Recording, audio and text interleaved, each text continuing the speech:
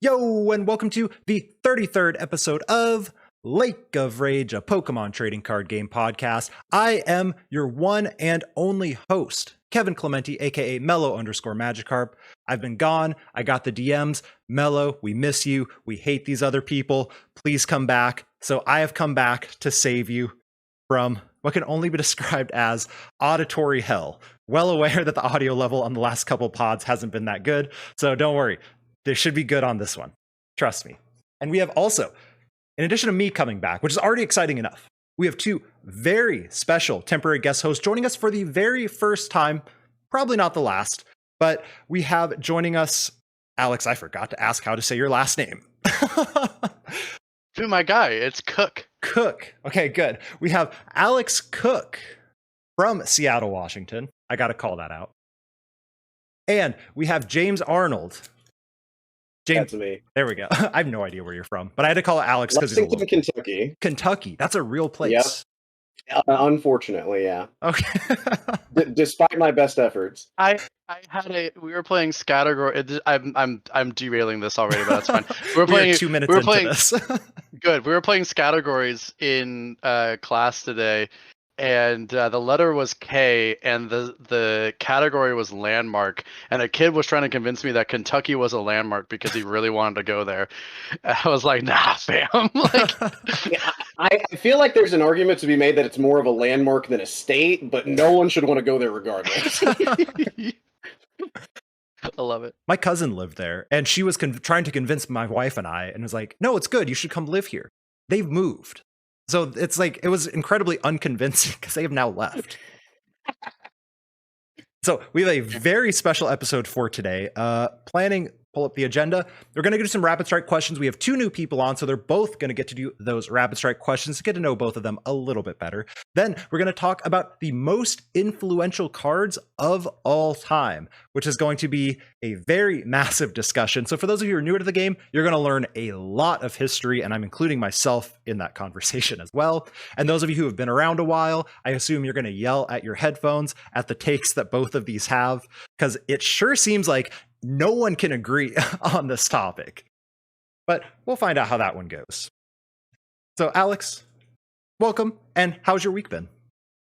Week's been good. For those that are fans of Mello, I've been on the Friday night cast and know that both he and I are teachers, and we're doing state testing this week. So my days have just started off so rough because I have to sit there for 3 hours and watch kids take tests. 3 hours?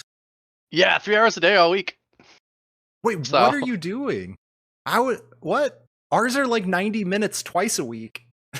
Yeah, I wish it was that. Because kids are finishing, and so we got to get through Thursday and Friday somehow. I think they planned to do that because they wanted Thursday and Friday to be ready in case kids were gone in the first part of the week, I think. But I have so many kids gone because of a million different reasons, most notably obviously COVID, but still the week has been decent, but because we did the rest of my classes were doing absolutely nothing. We're playing categories. So I don't know, it's been weird. It's a really weird week at school learning.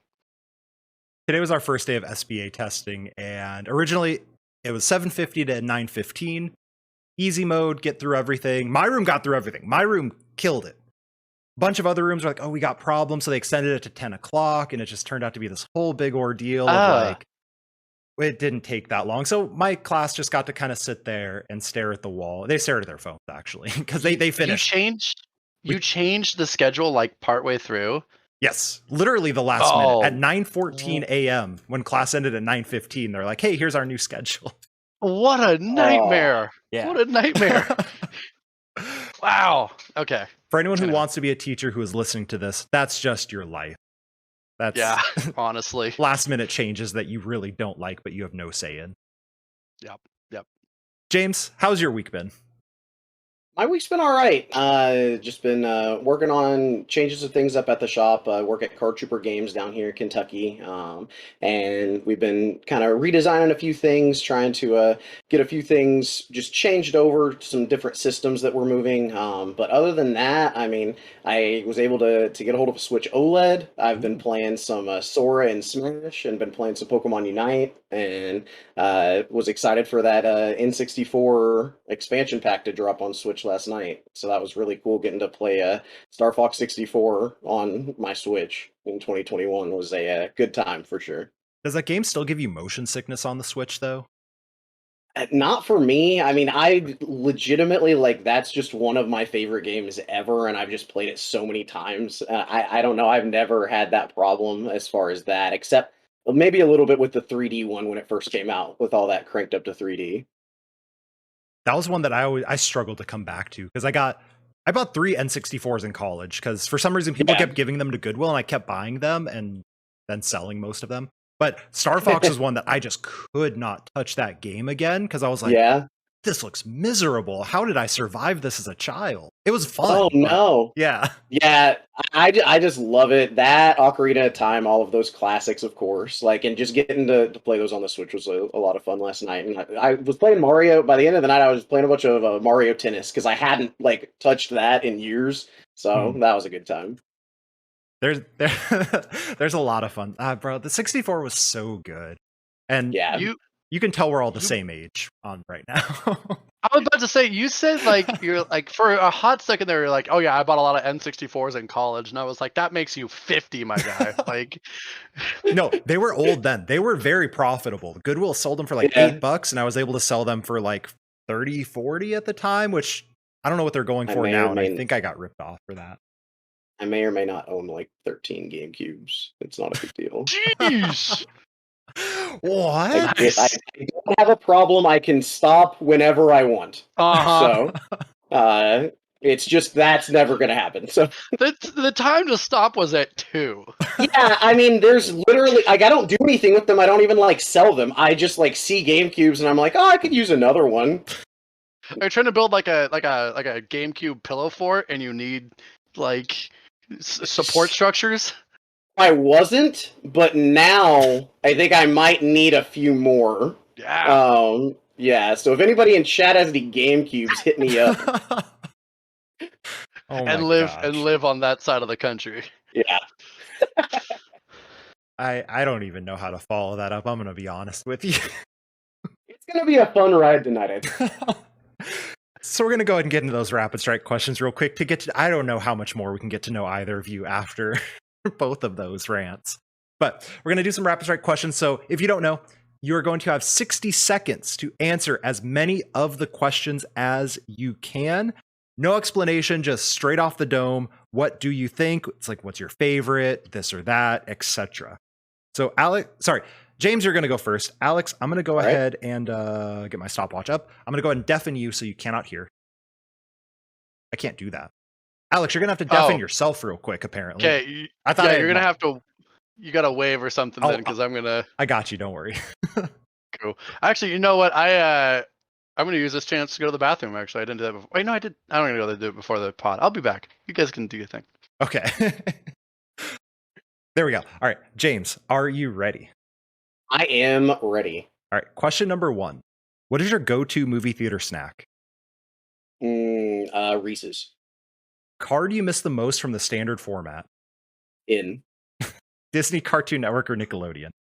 Disney. Subs or dubs? Subs. Deck you play that you were most disappointed in? Oh man, that's rough. Everything I've played for the last 3 years. Favorite regional city? Virginia. Juniper, Sycamore, Oak, or Magnolia? Oak. Favorite deck you've ever played? Rocklock. If you could have any superpower, what would it be? Flight. If someone played you in a movie of your life, who would it be? Jack Black. Rate your karaoke skills on a scale of 1 to Beyonce. What's above Beyonce? Last show you binge watched? You. Wake up early or stay up late? Stay up late. There is no early. Cooking or cleaning? Cooking. And that is time. So you got through 14. That's pretty good. That's a C minus. So okay, I'll take. We'll get Alex's attention back, hopefully. He's getting there. I'm back. There we go. Okay. Sorry. We're gonna have to come back to one of those answers too. But okay, James, you can obviously listen because you've already heard the questions. Sure. I may run and grab a drink real quick if that's cool. That also works. No, you Sounds can't leave good. during the pod. You can't leave. You got to stay in. All right, never mind. I'll buckle my seatbelt. Only I can. Are you? 60 seconds. Are you ready? Sure. What's your go-to movie theater snack? Cookie dough bites. Card you miss the most from the standard format. What? Card you miss the most from the standard format. N? I don't know. N. Disney, Cartoon Network, or Nickelodeon? Disney. Subs or dubs? Sorry, what? Subs or dubs? Subs. Deck you were the most disappointed in? Well, you can't ask me that question in public. Deck was most anything with Zoroark in it. Sure. Favorite tournament city or regional city? Vancouver. Juniper, Sycamore, Oak, or Magnolia? Juniper. What a stupid question. Favorite deck you've ever played? Oh god. I don't want to say the obvious. Honestly, the deck that I actually like playing more than Sableye it's a toss up between Empire, because Empire was dummy fun, or the Yoshi deck that did well in like 2014, which was Dragon's Exalted Ninetales XY XY base set Raichu with like a whole bunch of other like random attackers from the meta. Yep. I think it played like a Sock, it played a Kyurem EX. Landorus EX. No, or because you had not the right one. Yeah, you had to play not that. It didn't play Lando. It played Kyurem EX to counter Landorus EX. And it also because it played Fire Energies for Ninetales because you actually attacked Ninetales. So that deck was dummy fun. But honestly, the real answer outside of Sableye Gardevoir is Empire. Oh my god. So not only do you have the least amount of questions ever answered by far, but you went over time by like 2 minutes. And I was trying too. I was so happy because you hit me with the easy one, and I was just like, "Boom! I know that it is 100% cookie dough bites. Get out of here! I'm gonna." Oh, damn it! So sorry. Oh my gosh. If I were editing, I would edit out all of this laughter, but it's staying in. Okay. I just can't even handle. Dang it! So, Dang it! At least, really, the least of all time, really. Well, you answered 8. Yes, 8 out of 20. My God. James got 14 for what it's worth. You won podcast golf. Yeah. Okay. Yeah. There you go. Podcast golf. I like it. So James, I want to go back to your favorite city real quick. All right. Because you said Virginia regionals, right? Yeah. Wasn't that the worst regional ever? The one where there was one bathroom for 800 people? Or was that a different one? Yeah. Man, that could describe so many that I've been to over the last 20 years. I rattled that one off just because that's the one I've done the best at multiple times. So like that was just the answer that came to for that. If we're actually like analyzing the best one, I loved Fort Wayne, but there wasn't a whole lot of eating options. I don't know. I'd have to think about it. Okay. But yeah, I rattled that off. That was where my brain went. My favorite city to travel to, Virginia. I'm like 2 out of 3 to top 8. Like, that's pretty okay. That's fair. That's a good. Can't argue with results. Yeah. And then I have to know about. So Vancouver is coming back. Thank goodness. I'm so glad they're giving it to Vancouver instead of Cali. But no offense to Cali, but I can drive to Vancouver. Why Vancouver, Alex?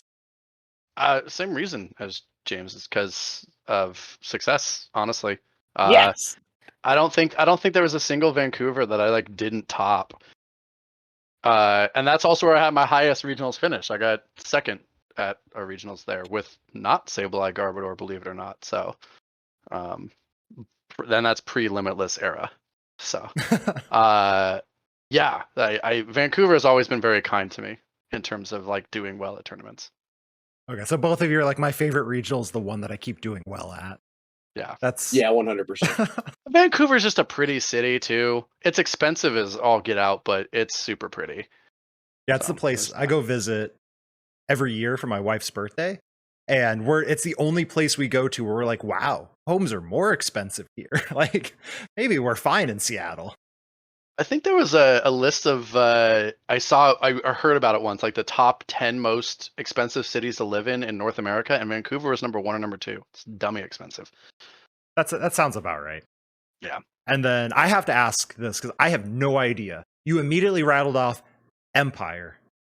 That's a TV show. I have no idea what that deck is. Empoleon Dusknoir from Oh. 2013, 2014 era. I believe Ashan, there was a senior or junior from Seattle that actually won nationals with it. But it used Diving Draw Empoleon with Dusknoir, and then like it went through a smattering of different like backup attackers for a really long time. I know at one point it played like Leafeon from Plasma Freeze to combat the Keldeo stuff. There was just a lot of different variations that it went through, and I loved every single one of them. Okay. So there was one point where I had Flygon, right? Because that's the... You're thinking of Flygon Dusknoir, which is a different deck. Empoleon Dusknoir is literally a 4/2/4 or 4/1/4 if you're crazy line of Empoleon, and then like the Dusknoir line always changed as well. It was either 2/1/2, 2/0/2.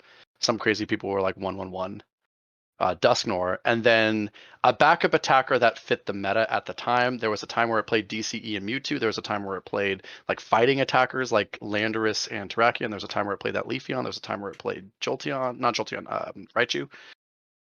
It went through a lot of different changes, but at the core concept was Empoleon and Dusknoir. So Empoleon, Dusknoir, Empire is how it was called. Okay. Right Yeah. on. I learned something new there. Super fun deck. That's a deck that has survived in Legacy format. As terrible as Legacy format is, it is the most fun I've had in Legacy because Dusknoir is very fun.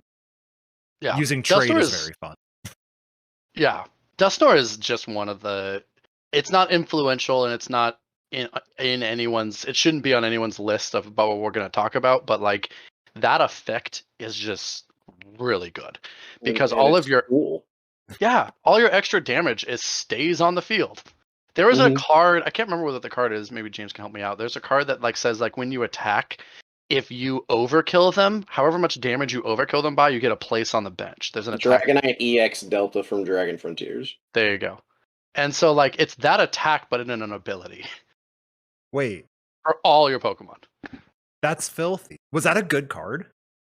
The Dragonite. The Dragonite EX? Yeah, it saw play. It mostly saw play because its first attack was 2 colorless for Deafen, and so it was essentially walk right there. And it wasn't because it was a stage 2 and it was an EX, it didn't have access to a lot of energy acceleration at the time. But it definitely did see play, and it sees play now even more so in the RS to PK format, the block format, than it ever did during those standards, even though it did see play back then from time to time. How much RSPK do you play, James? A lot. Good. A scary amount. Cool. Good. Okay. Just make it. I wanted to figure out where we were at. So yeah. Alex recently turned his old 06 collection into RSPK. The correct choice. Yeah. Which we have a lot of old decks built at tabletop and got a collection of RSPK stuff.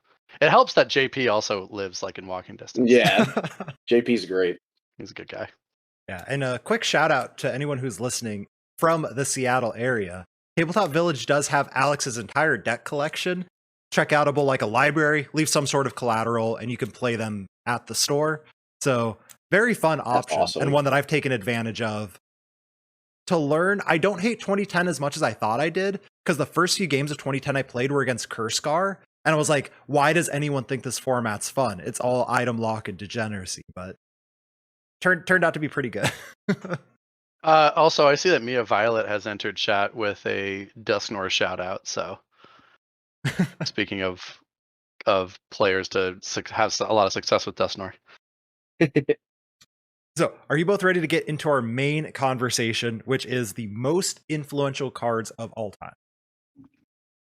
Yes. I'm down to clown. Perfect. So, and also remember, audio podcast. So don't nod your head yes. Okay, sorry. Yeah, no, you're Yes. good. So we asked, or by we, and Evie also, Nick Hill, a common guest on the pod, sent out questionnaires to a handful of people. 8 of them got back to us asking, what are your 10 most influential cards of all time?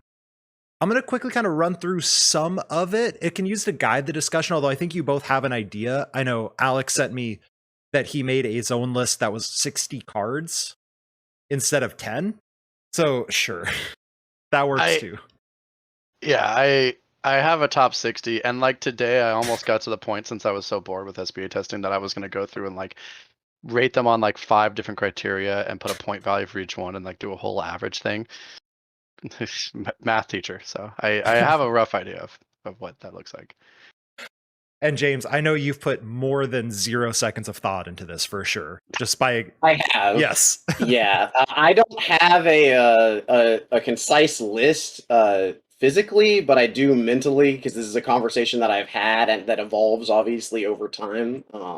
And it's something that I've discussed with a lot of people over the years, and I'm very it's never a dull conversation, and I definitely have some strong opinions one way or the other on things. So I'm going to quickly run through the top 10 that were voted on, and then we'll see where the discussion lands with this. And I think I know, based off of our pre-pod conversation, where we're going to go. And anyone listening and just hears the first 2 is probably going to know where this is going to go as well. But so we asked 8 people, all of whom have been playing for quite a while, some very successful, some prolific, some lesser known people in the community as well. But I went and ranked based off of assigning a point system. So everyone who ranked a card number 1, that card got 10 points, number 2, 9 points, 3, 8 points, etc.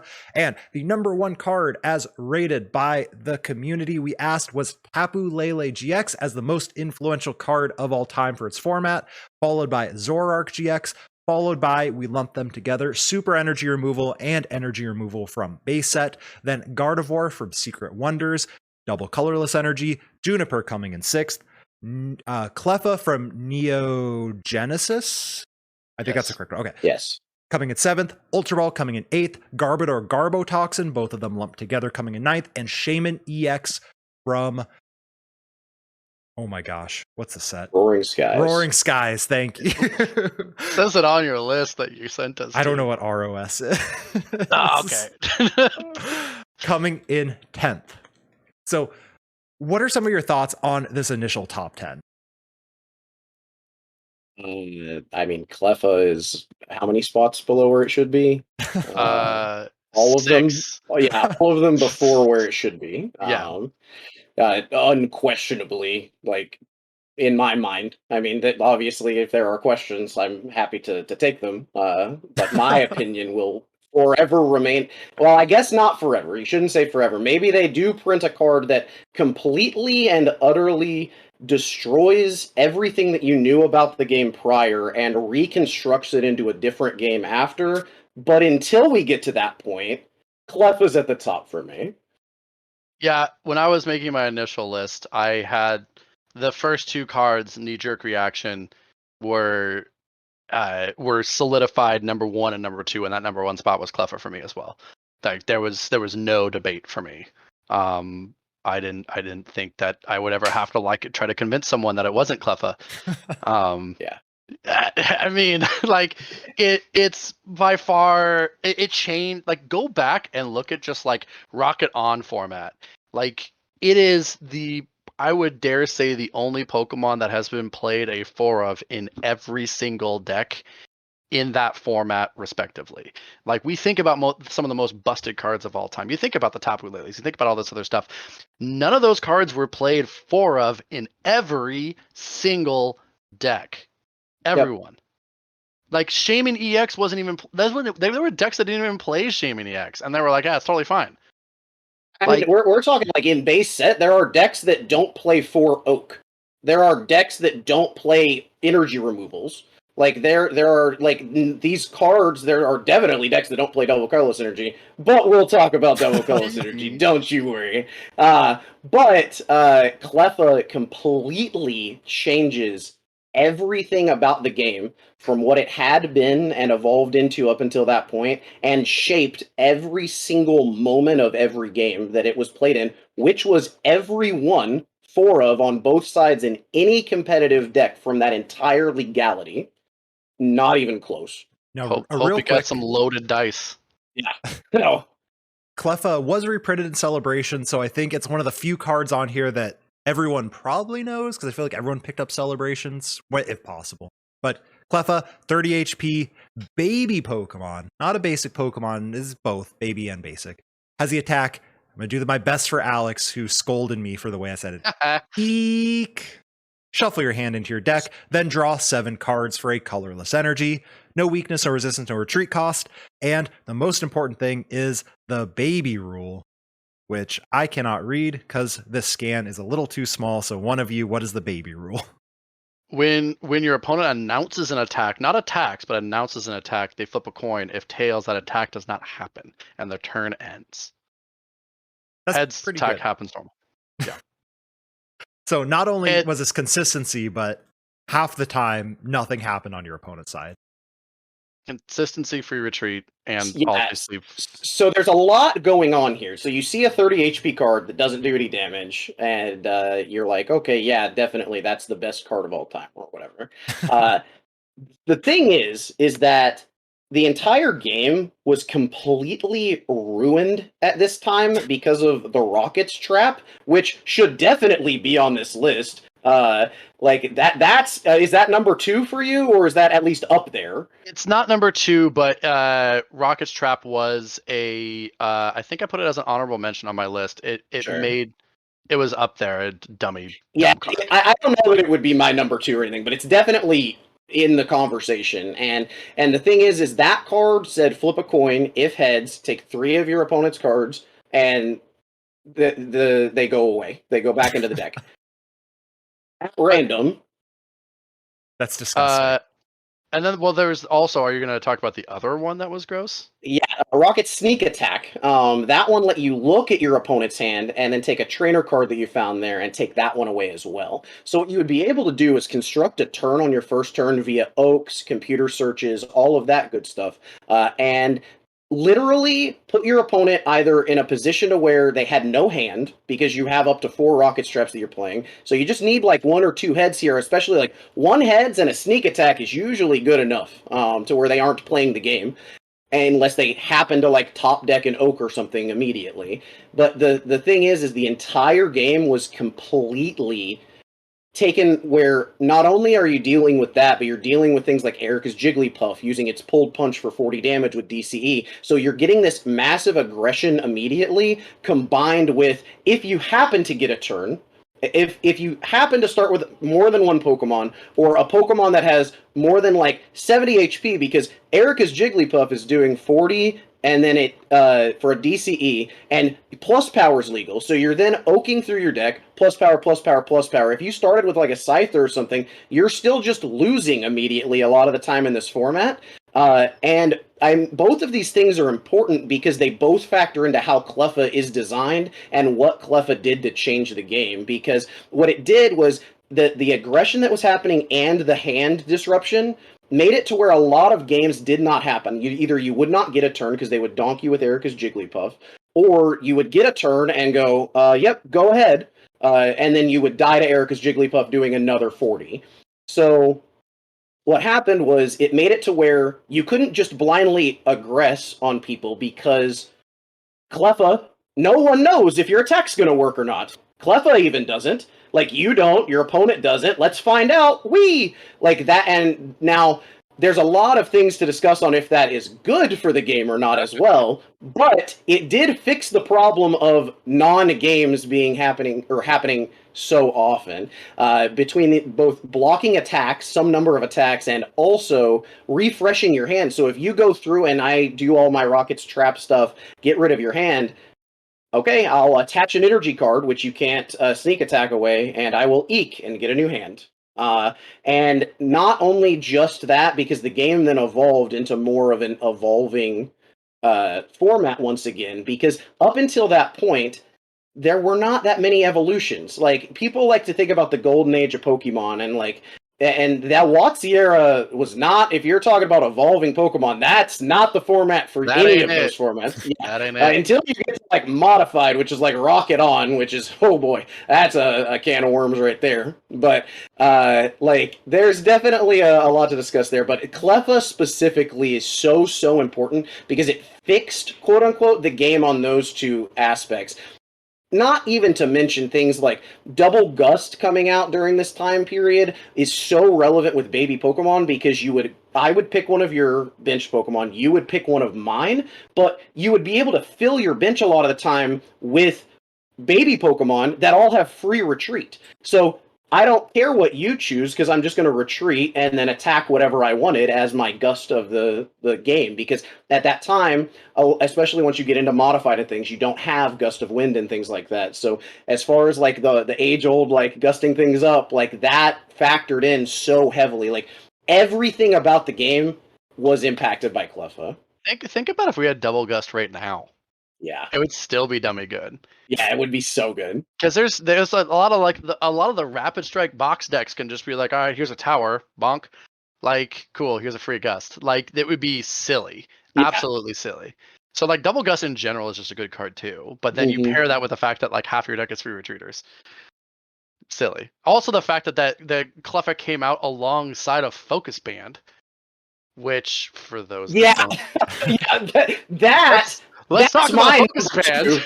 Yeah, like okay, now I'm even angrier because I didn't forget Focus Band, but I'm just looking at this list of cards. And, oh man, yeah, Focus Band. For those that aren't aware, makes it to where the Pokemon that it's attached to, if you were to deal a KO's worth of damage to it, you flip a coin, and you know maybe it doesn't actually KO the Pokemon. So here's a combo for everyone in chat.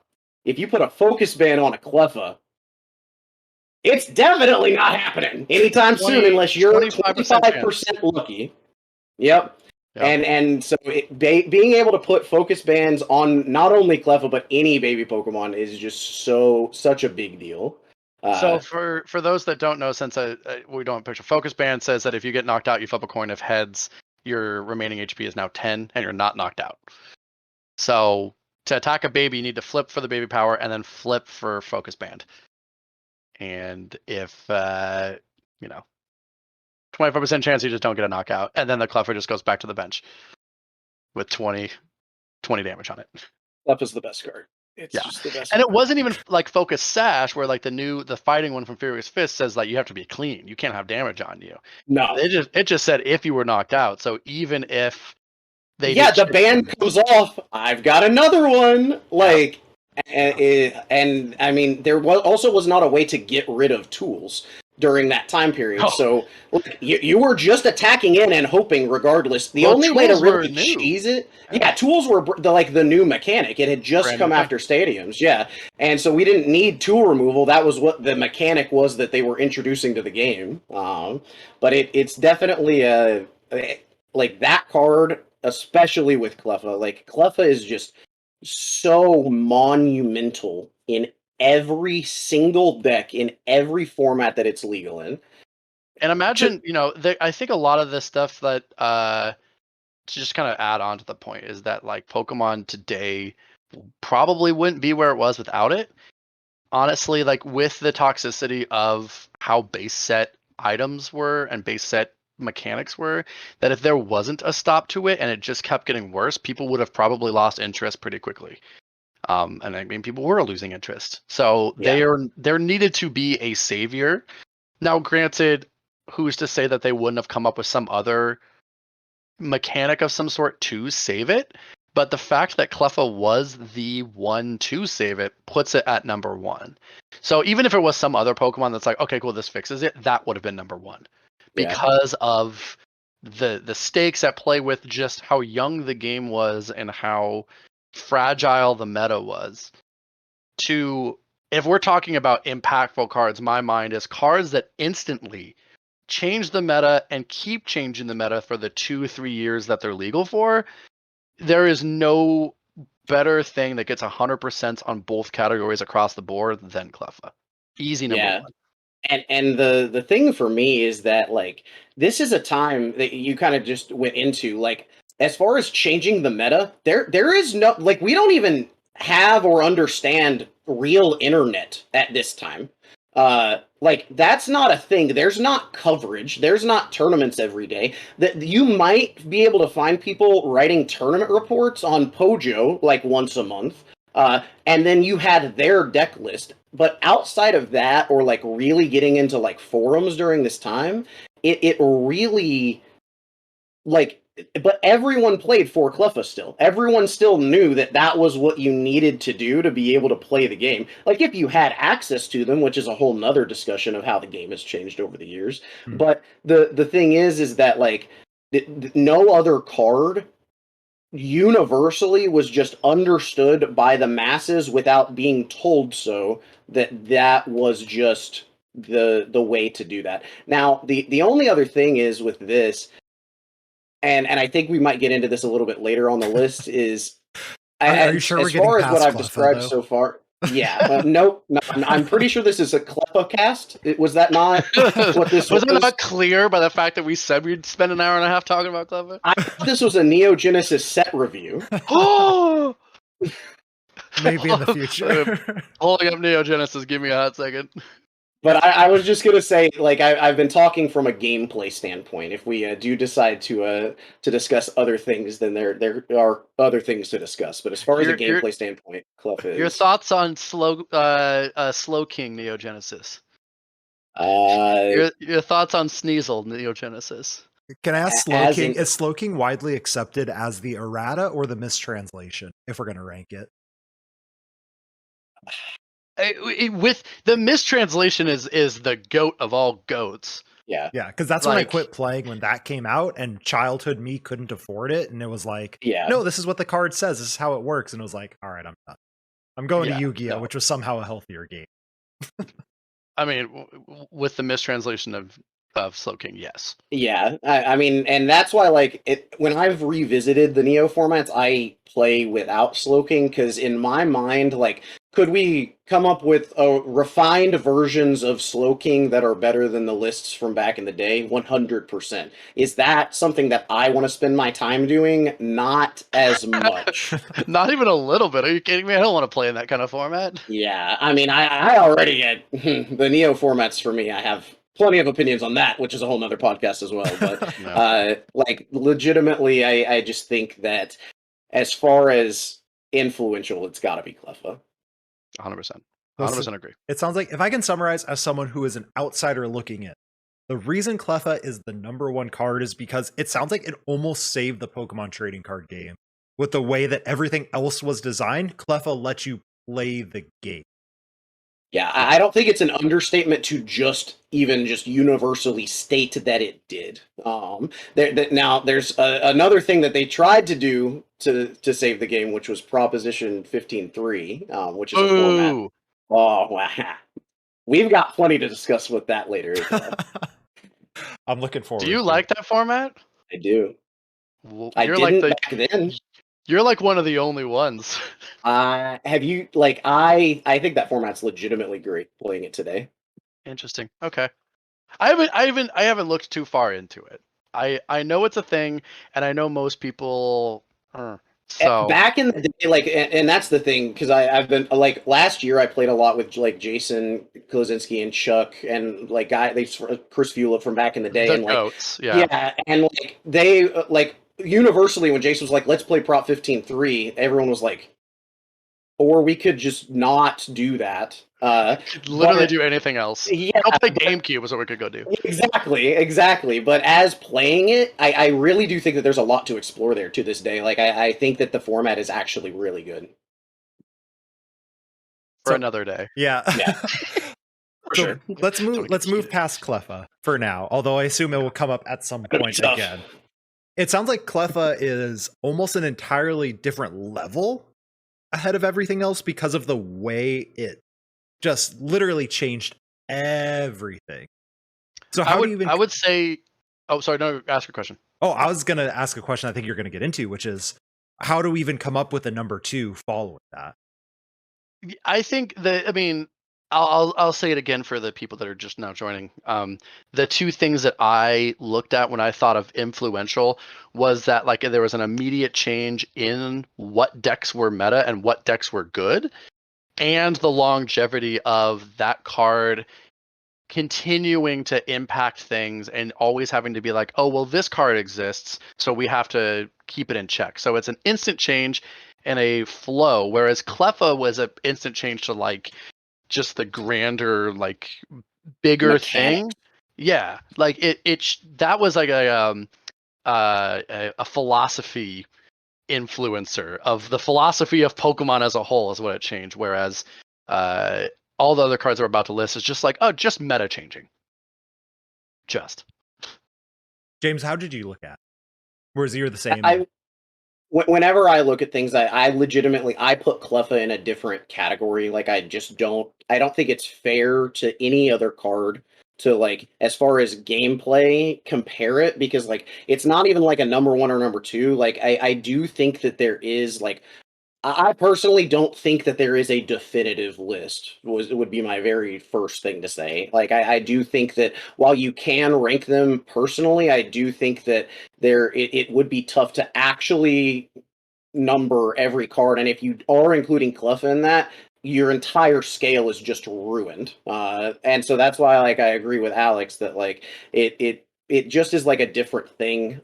Everything else it is just they are really good Pokemon cards that while they might have also changed the way that decks were being built, changed the metas that they were in, changed not probably, definitely all cards change future card design. I mean, all of these cards are exploring ideas that are then either built upon or turned into something else or things like that. So I do think that well, I mean, every card on this list that I'm looking at is a great card, and would definitely most of them would be on my list. It's just as far as Cleffa goes, it's a completely different thing. So how do we start to attack number 2? I have a definitive number 2 in my mind. Definitive. Okay.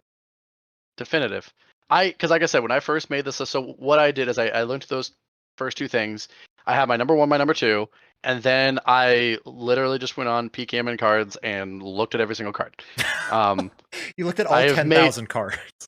I've made, I mean, like, because I've made so many cubes in my life and done U150 and done all the old formats, like, I can look at the picture and I know. I've done that exact thing where I've looked through every single card a stupid amount of times.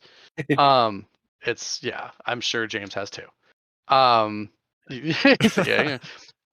Double Colors Energy has to be number 2. Yeah. Because when it came out, it enabled a lot of things, most notably one of the greatest decks of all time in Luxchamp, right? If you're talking about a deck to dominate a meta, Luxchamp has to be number 1 and number 2 in terms of deck that absolutely defined a meta. Can I throw something quick in there? In that, yeah, from Celebrations, I think Luxchamp is the only deck to have both of its Pokemon represented, right? In the Luxray level X and the Garchomp level X in that 25 card celebration. Yeah, 2 of the main, I mean, the namesake of the deck, right? It enabled that. That became one of the most, not influential decks, but like, you know, the meta was that. And then if you want to talk about the second highest meta stomping deck of all time that was everywhere is Night March. And Night March played 4 DCEs. So, like, and granted, like, would have those decks have been as successful without DCE? Probably, right? They're still good decks on their own, right? But DCE put them to a whole nother level where they were like 50% of the meta or more, right? Which is like, if you look at now, like the most play, if you look on Limitless, the most meta played deck is like a 15% or something like that, right? And it's insane to me to think that like I seriously think 2016 Nationals was 50% Night March. I don't have a doubt in my mind. It was everywhere. It was close. Yeah, it had to be. Like, there's no reason it wasn't. So, and then you think about all the decks that DCE enabled. Would Mewtwo EX have been as good? It would have been good, right? Because you still have Celebi, you still have E-Electric, but it was much, much better with DCE. Would Zoroark be as good? It sure would have been. Zoroark would have been very good. It's a trade on a stage 1, really good thing. You see Cincino these days, still played. But DCE allowed it to do some damage. Oh boy. Mega Rayquaza, another example. Toad. Toad. Like, there are so many things that DCE, Gardevoir, like being able to swing for 60 and ability lock on the second turn of the game. Like Eviltal. Like, there is a dummy amount of things that DCE just enabled. So in terms, for me, instant impact of here are decks that are now going to be top tier and control the meta, and longevity of, hey, all those decks I named are iconic, and at the time were BDIF, all because of one single card, Double Colorless Energy. Granted, we're talking Heart Gold Soul Silver on DCE, base set DCE, still good, right? Still very, very good. But I think the iteration of Heart Gold Soul Silver on is a clear number 2 for me because of everything it enabled. James, do you agree or disagree? So DC and I definitely have a relationship. I tend to not try and think about it when I make these lists. And that's probably why I don't, in my mind, like when I'm like, oh, there's not a definitive number 2. I can't, it's because I hate it. Like, if I didn't absolutely despise what Double Colorless Energy did to my game for the last 20 years, except for, the good part in the middle where it, like, wasn't legal.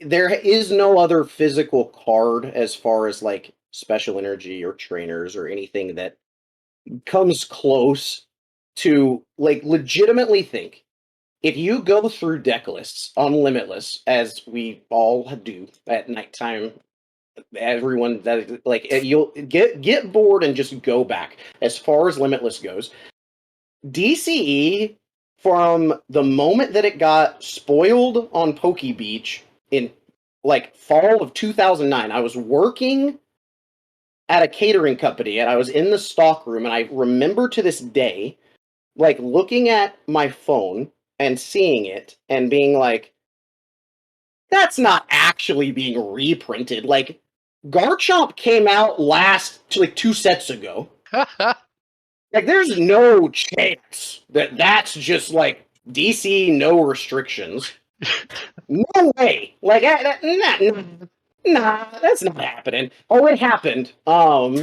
I was Pokemon Company there. International was like, man, we really made a mistake with Claydol, so let's put everything that we can just to kill this thing. Yeah, you know what would be cool if Claydol was just dead every time, forever. Every time, Wouldn't that be, like, cool? I have an idea.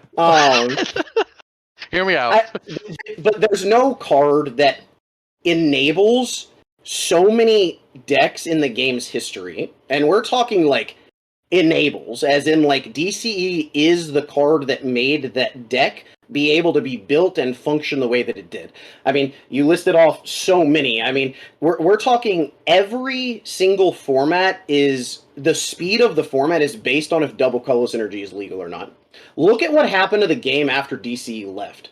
The pacing, for the time being, did go down, outside of the fact that we had Welder that kind of filled a slot as far as the way that decks had to be built. But again, that's just a card, and there's flaws with that. DCE is literally just cheating. Like, there are very few cards that just, no restrictions, let you cheat in Pokemon by doing something or having more resources immediately with no conditions being met, no things that it can be attached to, like, just 2 energy instead of 1 this turn, because why not? And it changes the way that every card is built, and you look at cards and you see, for that stretch of, like, 9 years, like, Heart Gold Soul Silver, until it rotated, so many, not every deck, obviously, but the game itself is built around DCE decks during that entire time frame. Vespiquen, like Eviltal, every version of Eviltal, Mewtwo, all of these cards, Oh, yeah. yeah, are just legitimately built around the speed of DCE and what it does for the game, being able to play less energy cards because you don't have to, because you get 2 out of 1. There's so many small things that the game changes when DCE exists, and there isn't a card like, and I think that it maybe is unfair, right? Because in my mind, DCE had a lot longer of legality than a lot of other cards that are on this list to remain influential. And that's part of why, like, when I look at it as I'm extremely biased and I hate double color synergy. I also look at it as the majority of these cards were only legal in their standard and then expanded if they came out after that. Whereas DCE just had like 9 straight standard formats after the WotC era run. Like, so we're talking about like a card like that where, yeah, I mean, it definitely, I view it as ruined, but when it released in Heart Gold Soul Silver, that probably is the most impactful just card addition to a format. Nah, that's just it. It just is. That you said it just there, where it was like the longevity of it, right? And that for me is what made it so influential, is the fact that even though it was legal for 9 straight years, it stayed that relevant. Yeah. Right. Not only was there a DCE deck at the top during those 9 years, but there was just like that was just what the game was. And then they buff it halfway through with puzzle and special charge, right? So it even gets even dumber. And that's honestly the other reason that I put it as number 2 is what you said to like every single deck, but it's the reason that I can't put stuff like Zoroark, stuff like Mewtwo, and stuff like that sort of thing above it, because it's like those cards, yes, shaped a meta, absolutely changed the way that those things were, but I don't like DC. They don't do it without DC. I think there's multiple. Yeah, I think there's multiple cards in the game's history that just aren't good if DC isn't legal. Oh, 100%. And that's the thing, right? I legitimately don't think you can play Vespiquen during the time. Like, you can't play Night March if DCE doesn't exist. Like, Night March doesn't exist as a deck. Like, that's funny meme 2 energy. Like, what am I doing with that? So the fun part to look back on and think about Mewtwo Wars, right? And next Destiny's hits, and it's how do you charge up Mewtwo deck, right? Yes, Mewtwo still is top tier, I think, in that format, but think about how much different that gameplay is all of a sudden. You can't just go DCE plus power bomb on another Mewtwo. You have to be like, okay, I guess I have to like Forest Murmurs. I have to Dynamotor. I have to do other things to actually get this kill. Yep. And so then that format all of a sudden changes in the way you think things of, it's not as fast. I can't just expect an Ultra Ball DCE drop whenever. Yeah. It's a little bit more telegraphed, or they have to actually try.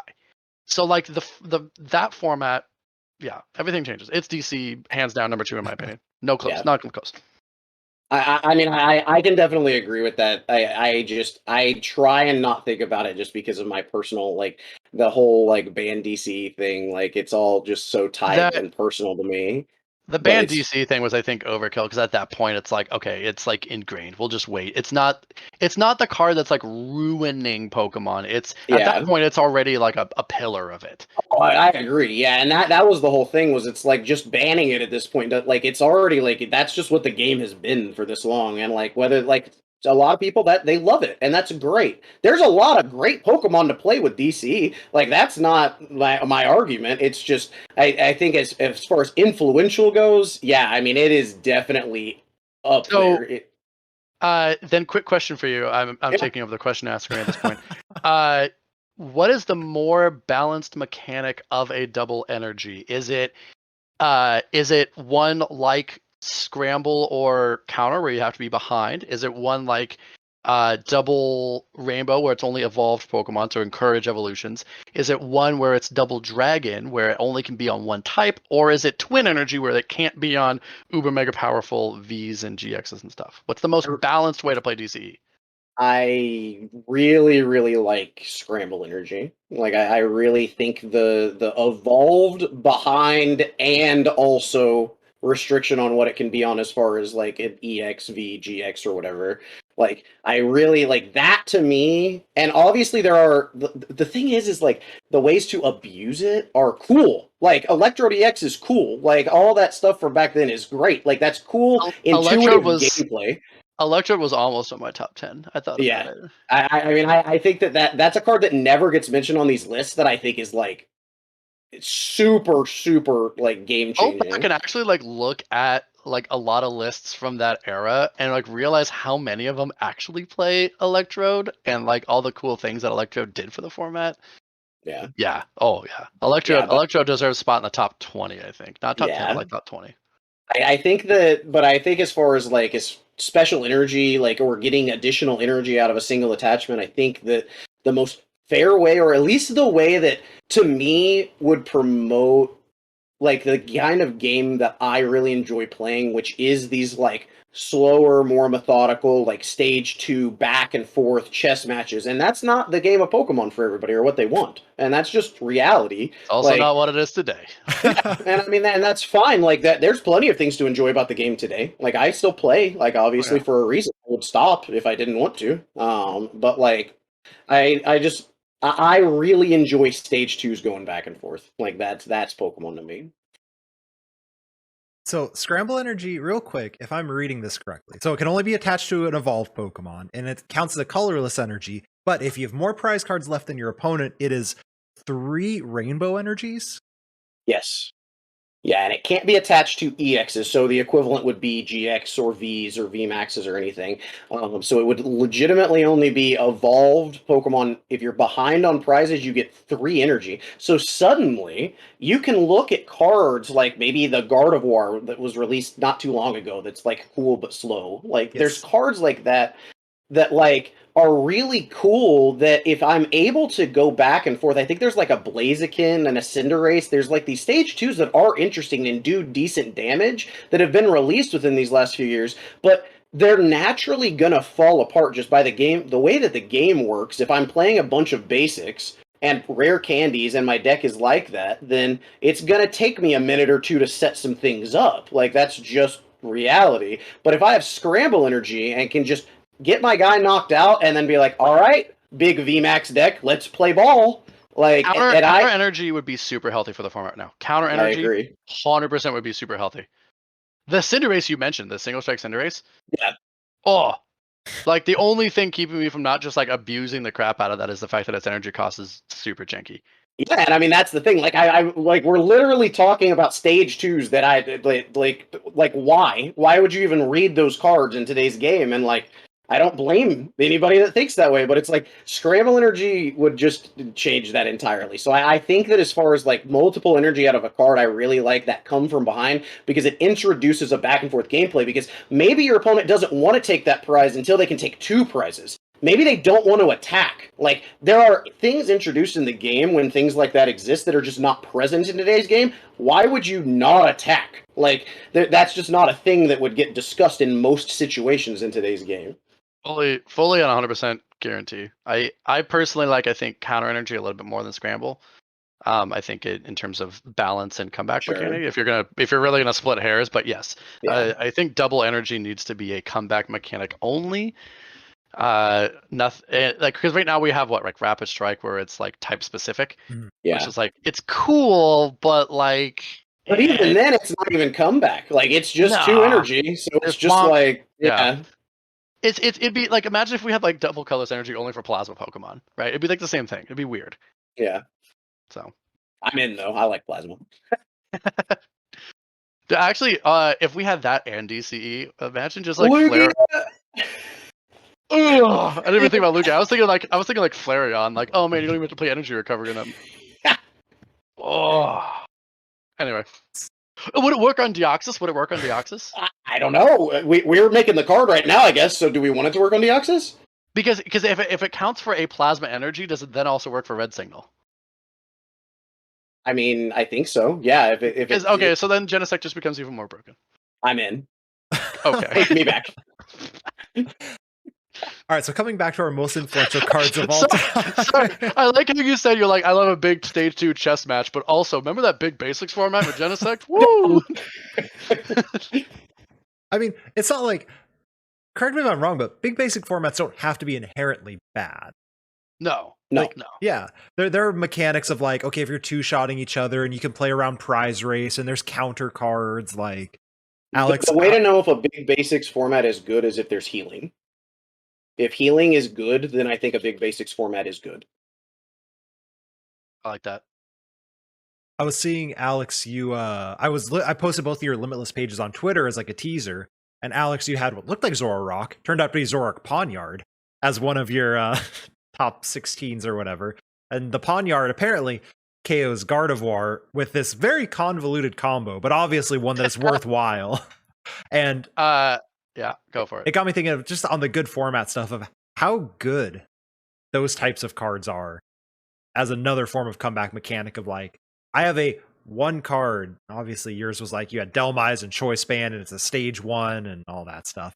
But how good those are is like, hey, I can counter you as a single prizer with my single prizer specific thing. It is why the new Zoroark, and I know I've talked your ear off about it a million times. The new Zoroark will be meta at some point, 100%. We're just waiting. We're just waiting. Yep. And like, baby, it's already on the horizon. Like that card is gonna enable a lot of like binder drop counter decks. And if you don't have fun playing binder drop decks, then you shouldn't be playing Pokemon.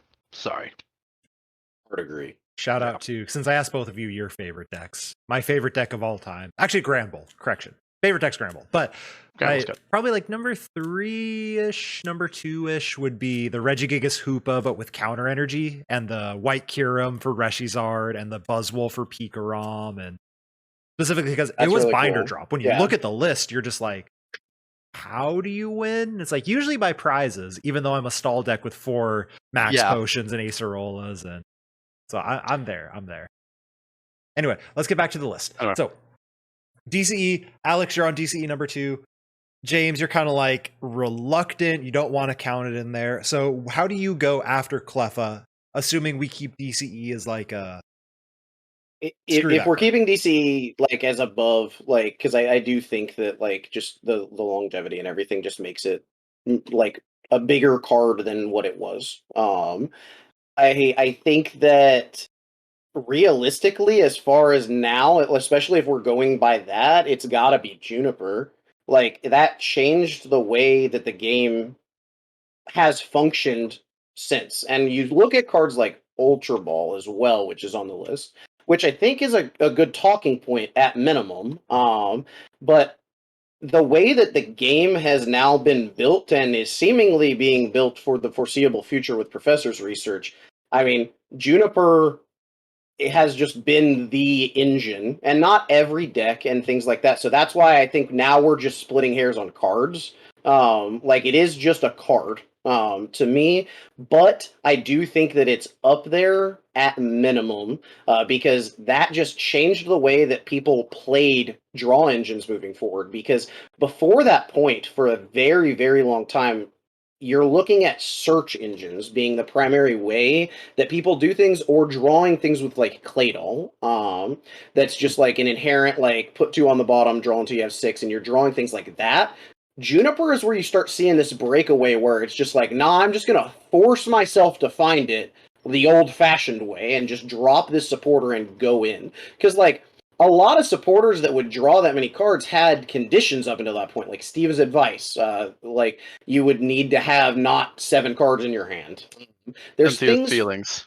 Yeah, Cynthia's feelings. You needed to have your guy knocked out. Like, it's things like that where a lot of these cards that would let you just draw that many cards. And that's why a lot of people, like, when Juniper was first spoiled, a lot of people in the community were like, I don't know if that'll be played. Discarding my hand sounds pretty bad.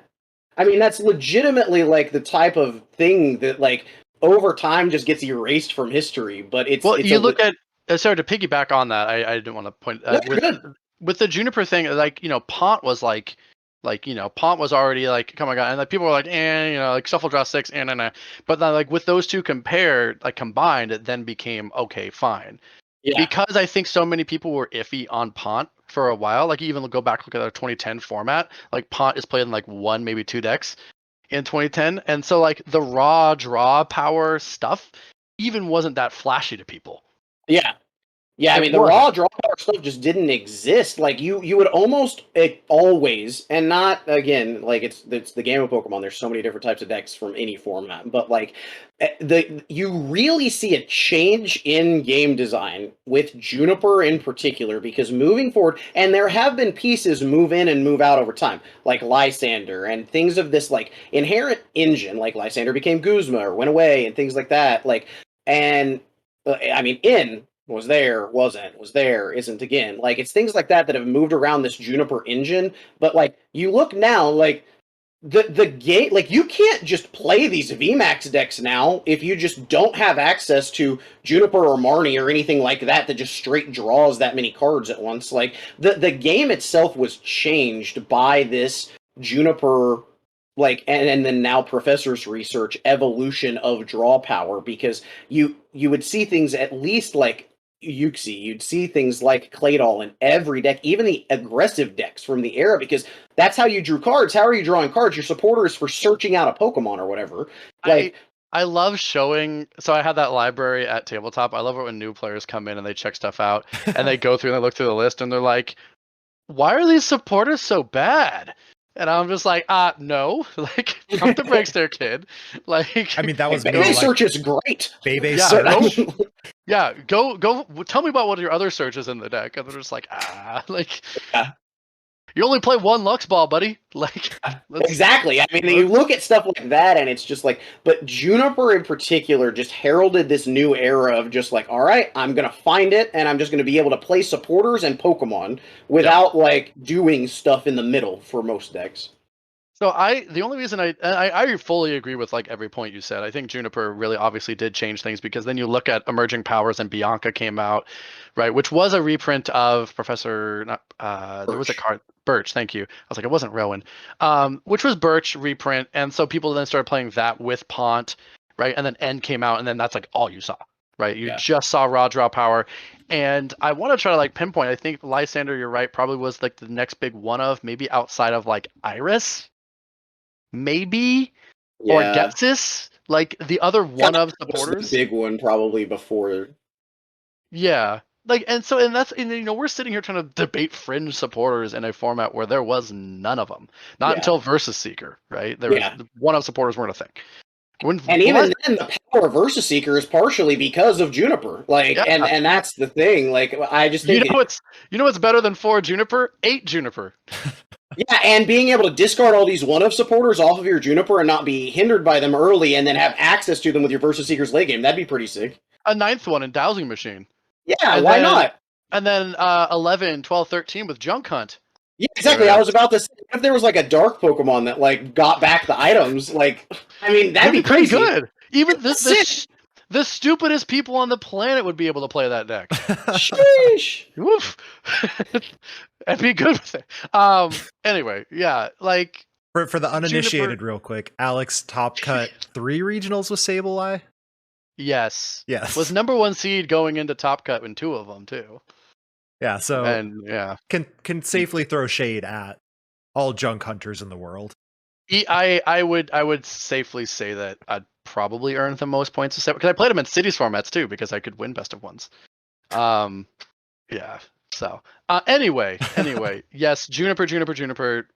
It changed things. I think the reason I didn't put it on my list was because I was like, well, we saw it coming with Pont. Like, Pont was like the precursor, so we should have known that it was going to. But also, yes, like, it should be. It's very much deserving of a top 10 spot. Easy, Juniper. So we have a little bit in there. We have Cleffa, we have DCE, we have Juniper. What's curious is, as I look at the list from the other people, all 3 so far are still on. So maybe some disagreement on where stuff is located. Yeah, it's mainly disagreement on where stuff is located. There are some notable omissions, particularly from the set EX Team Rocket Returns. I know, yeah. Oh, But that's probably when I looked at the list, that was the very first thing. So- There's like 2 cards that I think, I know one of them you're going to talk about. N/admin. yeah. We lumped them both together. So that's not even one of the 2 I was going to talk about. So that's exciting. I'm but you're shocked saying then. N? Did you put N as? So is that number 12 spot you had there? Yeah, 12 is N/admin? N/admin. Oh, okay. Okay. Good. Okay, but Yeah. now I have no idea what these 2 are going to be then. So I'm curious. Alex, I'm sure you already know. What do you mean? You're From EX Rocket no. Return. That's the card that he's talking about. Admin. I also mean POW hand extension is should be on there, and I also think that while it may not at this point be a top 10 slot, it's definitely needs to be discussed. And Swoop Teleporter changed the entire way that the game was played in 2005, and that card I think is one of the only other cards that like changed deck philosophy permanently afterwards, in a way that like evolved past the card itself. You don't have to worry about benching anything. Yeah. And like another reason why Jirachi saw so much play. Yep. Yeah, I mean Jirachi is a totally different beast without Swoop Teleporter. But so what Swoop Teleporter did is it's essentially Ninja Boy, but not a supporter. If I was just to quickly, like, there's a few differences in there, but like if I'm just like quickly trying to explain the card to somebody, that's what I would say. But the thing is that until that point, like from the Cleffa era forward, you really saw much more of a slower and methodical game, right? And you still do after Swoop Teleporter, but Swoop Teleporter in particular heralded the return of decks that wanted to attack quickly. Now, they may not have always wanted to take prizes quickly, but Swoop Teleporter changed the way that decks were built, because up until for those like 4 or 5 years of the game, every deck was just slower, like for the vast majority, outside of like Team Magma, which I mean it had its thing. But legitimately, like, so many of the decks are built on like engines like Dunsparce after when that came out in Sandstorm. Like there's so many different. Yeah, I mean I think that should be on the list as well. It was on my short list of perfect. Yeah. But I mean it's just that in particular changed the way that people thought about the game, because it was like, wait, so I can like attack before turn 4? Like, is that okay? That's allowed? Because what it did was it let you start with a Jirachi, similar to the Team Up Jirachi, look at the top 5, build your hand and construct it so that you could attach an energy, pass, and then on the next turn, attach an energy, swoop into a basic, and then evolve into any number of Stage 1 EXs or Stage 1 Pokemon in general. And I mean, there's so many during this time period that fit in this engine, but it changed the way that people played the game. Like, because even after people moved away from Swoop Teleporter and it moved past, you still see similar decks to what that became during that era. And I'm not saying that should be maybe even top 5 or 10 at this point, but the not seeing it was like, okay, that card's definitely got to get discussed. If you think about all of like the base set era cards that got quote unquote like spiritual reprints in forms of like supporters to nerf them, you got to think about like Mr. Fuji got a reprint in Cassius as a supporter to nerf it. Any sort of searching card has gotten nerfed because of like Ultra Ball withstanding, but in those middling sets, it was a supporter to do a search, right? Swoop Teleporter was both of those things in an item. Yeah. Like you got to Mr. Fuji something and search for something, and then also you just get to evolve? Well, and you could there's so many different gameplay things too, because you would be able to swoop something that into something with less HP to knock it out to turn on your Scramble Energy.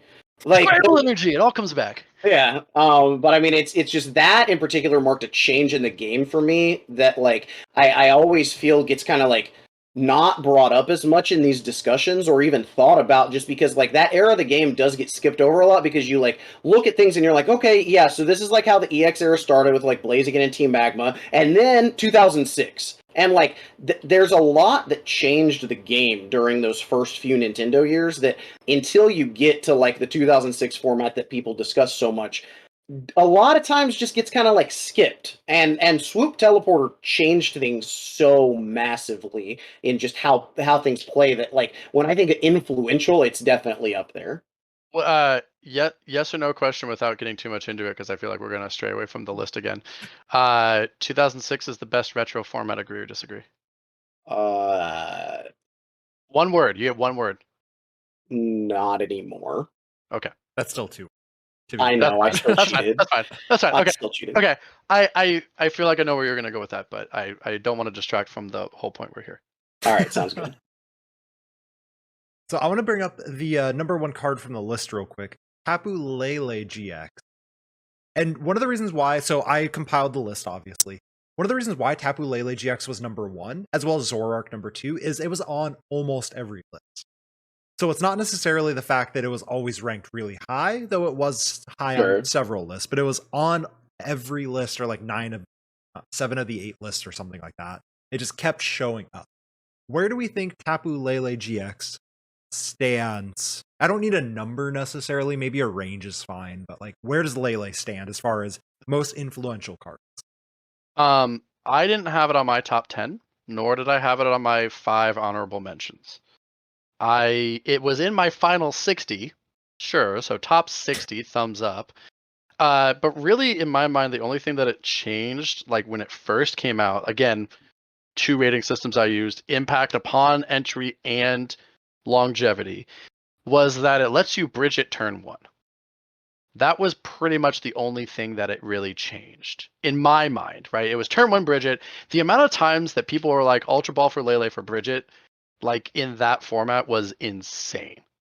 Now granted, I mean that wasn't right when Lele came out, because I believe Lele came out and Versus Seeker was still a thing, right? There was like this nice little overlap, I'm pretty sure. Yeah. So like so when it first came out, it wasn't even that impactful, because like we were still holding on to like Versus Seeker engines.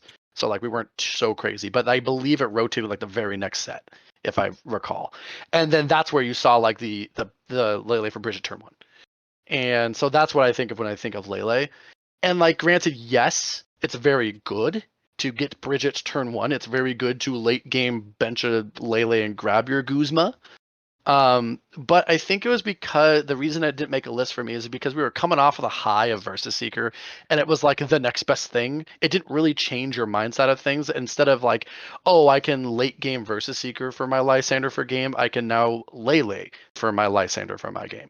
Like the idea behind how you built decks never changed. The attack was good, right? As a more balanced X ball, right? Balanced, quote unquote, because here we go, we're back to DCE. But it didn't overwhelmingly change things. Like, and the other, I think the other factor that gets lost behind this is that like the turns where you didn't bridge it turn 1, you were probably fine. Like you weren't losing the game because you didn't get a turn 1 Lele. I think that's what people go back to, is that Lele is powerful turn 1 and on your terminal turn. Those are the times that it's really, really good. And if you didn't get it either time, you still like won games. Like you weren't like, oh, I'll scoop. I didn't start with an Ultra Ball in my hand. You know, I think it's the fact that we also had Lily in format. So like if you didn't get a turn 1 Bridget, whatever, you probably had a Lily in your hand, and you were like, here's 7 fresh cards because I played out my hand turn 1. So that's why I didn't include Lele, is because it didn't have a monumental shift when it first came out, and it didn't even have a monumental shift when we rotated to like a more strong Lele engine. Yes, it has a longevity behind it. Yes, it was like the poster child for that, but poster child and good card doesn't mean impactful. James? Yeah, as far as Tapu Lele, I think Tapu Lele is. I would classify Tapu Lele as an extremely good Pokemon card. But I view it in the same vein as I do something like Holland Transceiver, where like Holland Transceiver definitely changed the way that decks were built, but not in a way that changed the game. And so Tapu Lele is very similar to Holland Transceiver in my mind. So for those that don't know, Holland Transceiver let you search your deck or discard pile for a Holland supporter, and the thing you would most often get with it in the early turns was Holland Mentor. And what that did was it let you search your deck for 3 basic Pokemon with 100 HP or less and put them into your hand. Now, what does that sound a whole lot like? That sounds like Tapu Lele for Bridget for 3 basic Pokemon, but Holland Transceiver, there were various other Holland supporters that you would then be able to have access to. Holland Transceiver let you have access to various other supporters throughout the game as you needed them by meeting its conditions, and that like in my mind, Tapu Lele is more of an engine card / 1 or 2 of support Pokemon depending on the deck, whereas like Tapu Lele didn't change the game. Now I think like as far as like I was happy to see it in celebrations because I do think that it represents the early era of the Sun and Moon era really 100%. well. Like that when I think early Sun and Moon era, I think Tapu Lele and Zoroark. Like that's immediately my thought process there as far as like super influential, good, powerful, great, defining cards, but not influential to the game. Like the game like didn't change when Tapu Lele left. Tapu Lele was Jirachi EX just born again. Like and which was extremely good and used, but it didn't like the game it isn't like, oh well, Tapu Lele's not legal, so this format's just bad. Like that, or like this format is completely different from any other format we've ever had because Tapu Lele's not here. Like it's not like that to me.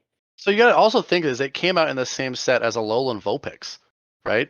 So Yeah. if you didn't like, you still had things in your deck likely to search out Pokemon turn 1. You still played 4 Ultra Ball.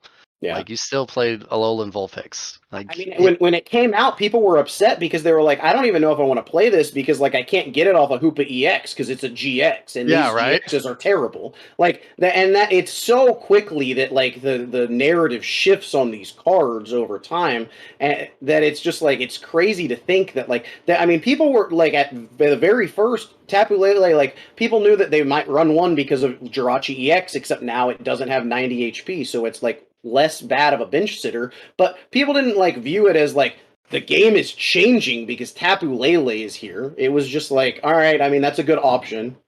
Imagine if it was hit for weakness and it did have psychic weakness. What if it was Mewtwo with a supporter search? Or Buzzwole. Now we're talking. Yeah, that would be the big Then thing. it would be top 10. Like Yeah. Here's Mewtwo EX, literally Mewtwo EX with the ability to search for a supporter. Like you don't even have to hit the Pokemon catcher to knock out the other Mewtwo now. It just comes with it. Yeah. Woo! Yeah, and can I search it off of Hoopa? Is it just an EX too? Like, yeah. No. Not even a 2-prizer. I'll give you. It's 170 basic, non GX or EX too. I'm in. All right, Yeah. sign me up. Do I need to pay now or later? Do you take cards? Let's completely ruin the Sun and Moon format. It won't be hard. So I have a question off the Lele, and Alex, I've asked you this question, so I want to hear James's thought, and then you can chime in because I'm the only listener here. There's not tons of other people who listen to the podcast. Lele obviously was very impactful. You both explained all the reasons why. Jirachi EX is one of those cards that was played in most decks, and some people who kind of go back to talk about that format are like, I think maybe we should have played it a little more. There was also Lapras from I don't know what set that had Legend Maker. a single prizer with the exact same ability that was like kind of in some decks, maybe. Why was Lapras not viewed anywhere near the level of Lele and not even close to Jirachi EX? I was trying to remember my answer to this question, and I was like, oh, that's why I answered. Yeah, okay. So my immediate answer would be twofold here. The reason why Lapras Legend Maker was not used as much back then is that first of all, the game itself was just so much slower that like benching something on your bench like that and having it use up a bench space is completely different thing. Now, that said, most of the time that you did play Lapras and when you do now, you're swoop teleportering it back away. But Lapras, the game itself, there weren't as impactful of supporters. Back in the day, supporters would draw some cards. Like, we're talking like 3. Like, we're talking like Holland Adventure was sick because it discarded a card to draw 3. That was cool. Rad. But Sometimes 4, man. the supporters themselves were not board-based impactful. And that's something that I think a lot of people like. The most interaction that you got out of a supporter within play was when you were healing something with something like Pokemon Nurse, or you were adding damage by playing a supporter card or having one out. There are cards that like get boosted damage when you have a supporter card in play, because that's like back in my day. But legitimately, like there weren't things like Lysander or Guzma. There weren't things like that. So not only was it just a slower game, now that said, I do think, especially going back and playing 2006 in RSPK, I think that it should have seen more play back then in different decks than it did, and it does enable some engines that weren't really discovered or fleshed out back then too. But it's just a completely different thing because the game, like the targets that it had, you weren't able to like look at a Lele and go, okay, I can discard draw 7, I can gust something up, I can heal my guy. Like I have all these options of like board impact things at any point of the game. Lapras is like, hey, would you like me to find you your 1 card that draws you 3 cards? And you're like, yeah, I guess that's cool. Or it would find you the clutch admin at times, like to like make sure that you had the admin to like in your opponent to 1. But like outside of that, it just did not have impact in a lot of situations. Pretty sure that's exactly what I said to you, Kevin. Yeah. When you asked me, is there's not impact supporters. The amount of times that you've announced Lele for Guzma for game, right? Yeah. You don't get to say that in 2006 in RSPK, right? No. You also, I think the other thing to pile onto that is you don't have as reliable of search, right? Because we just talked about your search. I mean, not then that era was like your supporter, but like Yeah. there isn't this card called Ultra Ball that Yeah. just doubles as a supporter whenever you want, right? That's what Lele and Jirachi did, is that they turn Ultra Balls into supporters. They turn level balls into supporters. So yeah, like if you weren't Holland mentoring or using some other like supporter search to find Lapras a lot of the time, like you weren't finding it. Like that's how you were getting your Pokemon out. So like by the time that you would get it, you would either have it and then be saving it for next turn to like get the supporter that you want for next turn because you got it off of a mentor, and then your opponent can just admin it away. Like there's so much different. Like it's just a different game. You gotta think about like today, like if you want to like the SpongeBob stop you're scaring him meme, where they talk about like, hey, tell a new player to not play a supporter return. Right? If you tell a new player, like, hey, you don't get to play a supporter this turn, what would you say? They'd be like, I lose, scoop it up. Right? Whereas back then, it's like, yeah, you could go a turn or two not playing a supporter, and you're like, fine. So like that's like the impact that like stuff like Lele has, where it's like, I can't play a supporter this turn, I need to play a supporter this turn, I have Lele. Whereas back then, it's like, I don't need to play a supporter this turn. I just don't need to. So like Lapras loses its importance all of a sudden. So like lack of impactful supporters and the slowness of the game state, right, that James alluded to, is just it. That's why that Lele gets more time in the sun. Also the fact that Lele can attack. Yeah. That's always like your Hail Mary, like turn 5 of the game. You're like, I'm losing. Here's a Tapu Lele blast for like 40 damage. Hope I can like. Yeah, I mean, and not even to mention that I'm sure you have as well. I mean, a lot of people have. Tapu Cure was very real at times, especially in Espeon Garbodor. Like our Metagross players played 1 Psychic Energy. Yeah, I mean, like that was a very real thing that like Lapras. I have been attacked by a Lapras before, but it did not go well for my opponent. No, yeah. And what, like Ludio Gargo? It was something. It was some Statler build in like RSPK, and I was just like, they were like, "I'm gonna get your Houndoom," and I'm like, you did damage. It still doesn't even KO it." This is a perfect platform to say that when I was printing out RSPK decks once on my label maker, that I fat fingered or something, and instead of saying Ludi Cargo, I typed out Ludio Gargo. Perfect. And so I really want that to catch on. That's canon now. Good. Okay, good. Ludio Gargo is the name of that deck. Another one from the list that I want to come back to, because look, people are gonna send me angry mail if we don't talk about it, because I know how good it is. Please, they're having fun. Get out of here. No, this is Gardevoir from Secret Wonders. Oh, yeah. Yeah, this has to come up at some point. And Y'all ever played 2009 before? Nope. It's one of my favorites. I've seen, Gardevoir Secret Wonders is definitely a top 10 worthy card. I think I had it at like 11 or 12 on my list. I had it somewhere in top 20. I don't think I had it top 10 quite as much.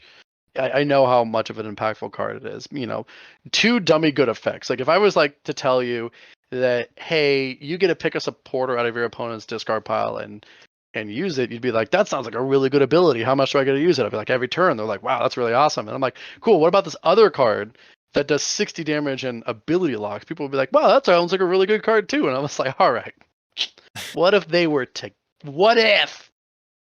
same card? Like, you'd lose your mind. Like, if that card existed today where it's like, cool, I get a Juniper every turn, and also you can't use Drizzile on the same attack, like, it would be silly. It'd be silly. Yep. So, yeah, that card's busted. I think it kept me off of influentials because I don't think it had the longevity. It was good its entire life. I think the 2 years it was legal, it was good, always like top tier. Right, but it wasn't as scary towards the tail end. As scary. So it was scary, but not as scary. I've got a different take here. Okay, I'm excited for this now. I definitely think Gardevoir is top 5. I think that Gardevoir is the second best attacking Pokemon printed, which I do think Mewtwo EX, given the resources that it had access to, is better. Now, here's my reasoning for this. So Gardevoir legitimately, as far as results goes, and as far as what a card shaped the meta, as far as a single deck, just a deck, one deck being the only viable deck for a full season. Like, we like to talk and complain, and everybody on Twitter, I mean, ADP was rough. Gardevoir, for the entire year, nothing else won. Like, there were estates and certain things won, but the narrative for a full year was Gardevoir Gallade. Now, in 2009, it loses access to Scramble Energy and Double Rainbow Energy, and it becomes a decent deck with different other, like, things, like ways to accelerate energy onto it, but it was not like the thing, or even like top tier in my opinion, or results wise. 2010 rolls around and Gardevoir gets access to DCE. Now, I do think that if we're just going off of pure past results, Gardevoir at the time did not put up what it needed to, or what I think that the deck is now, because I think Gardevoir is just still in that format as well, far and away the thing to be doing, especially if we're playing untimed games, because while I think Luxchomp got... I have a whole thing about Luxchomp and the era. You're about to pop off here. Yeah, like Luxchomp, I think Luxchomp in particular won tournaments, like, not exclusively, but a lot of its wins are because, and SP's wins during that time period in general, are because of the time rules and the way that they were, which is another narrative that has been erased over time, because during that time period, all right, time's up, end of the turn, that's and it. Then whoever wins, yeah. Prizes. There are no 3 additional turns. There are no, like, second chances. If they announce time during my turn, I go, oh, all right, Dragon Rush, got you, bud. Like, that changes the entire thing. Untimed games with Luxchomp, in particular, the deck is extremely good. The top deck of the format for the majority of the format, one of the top decks to this day. That's definitely not, I'm not trying to say anything bad against that. I thought you were trying to sell me on Gardevoir BDIF 2010. I think that it's at least a competition with like Luxchomp. I legitimately believe that. Top tier for sure. And I think that as far as influential, the weight that card had on everyone in 2008, like, that's the only thing people talked about. Like, what's your plan against Gardevoir? There wasn't other things to plan for. You would play against other things. There weren't other things to play. Like, the only thing you knew you were going to play against for the entire year was Gardevoir, from cities until Worlds. That was it. If you didn't know the Gardevoir mirror, you weren't winning tournaments, because you either needed to know the Gardevoir mirror because you were playing it 8 times that tournament, or you needed to know it because you needed to know that deck so well and you were playing a direct counter to it that you were able to beat it. But if you did not know that like the back of your hand, you were not getting there that entire season. And I've never felt that way about a deck. Luxchomp is up there. Feraligatr and Neo is also up there during its time. But, like, legitimately, as far as, like, this deck just does not lose, like, and negatively across the board for an entire year. Right. It's Gardevoir. And I think the only reason that I wouldn't put it up there, like with the amount of fiery passion you had there, is the fact that I leaned my hat a lot on longevity. Sure. Right. And I don't go back to 2010 and like when we play it at Tabletop Village, #sponsor, shout out. I'm not scared when someone like picks up that deck from the library and goes, I'm gonna play Gardevoir against you. I'm just like, okay, cool. Like it is a good deck. It is a top tier deck. It is definitely one of, if not, I would, there's like 3 or 4 other decks that probably compete with it. But like, I'm not scared of it towards the tail end of its career, even with the addition of DCE, right? Like, I'm not as scared of it as I was at the start of its career. So impact right off the bat, shining head and toe above. Yes, immediate impact, one of the greatest cards of all time. Longevity wise, it doesn't take its footprint is deep, just not very wide, if that makes sense. Okay. So that's the only reason I keep it off. I agree with like almost everything you've said there. Sure. Where you're like, scary deck. You have to learn how to play against it. It controlled that meta big time it's a good portion of it. But because of the way that I chose to rate it, it slips a little. Sure. And also the fact that, like, if DCE wasn't a thing towards the tail end of its career, we would not be talking about Gardevoir. Wouldn't be talking about it at all. So it's another reason that DCE gets a boost and like other cards. Yeah, and that's why that gets a little bit of a minus, is because if it wasn't for DCE, it wouldn't have been as good, which is why a lot of the DCE reliant decks also took like just a hit. Sure. So, yeah, I mean that makes total sense. Yeah. So yeah. And I don't have anything further to add. I think my rating system is biased towards the large footprint rather than deep footprint. And if I had to guess, like, because I didn't like write up the thing, but like if I had to guess, my knee-jerk reaction to how I would grade these cards is probably their deep impact more so than their wide. While I do factor that in, and that's kind of probably why I had the opinion of DC that I do. Yeah, makes sense. Because DCE is the widest footprint of all. Yeah. Probably in terms of wide, like it's probably number 1 wide impact. Oh yeah. Compared to, I think the number 2 on that list in terms of just longevity impact is Ultra Ball. Yeah. Has to be. Ultra Ball or Juniper, yeah. Yeah, one of the two. Because I think, yeah, one of the two. Those are your 2-3 in terms of wide. Yeah, agreed.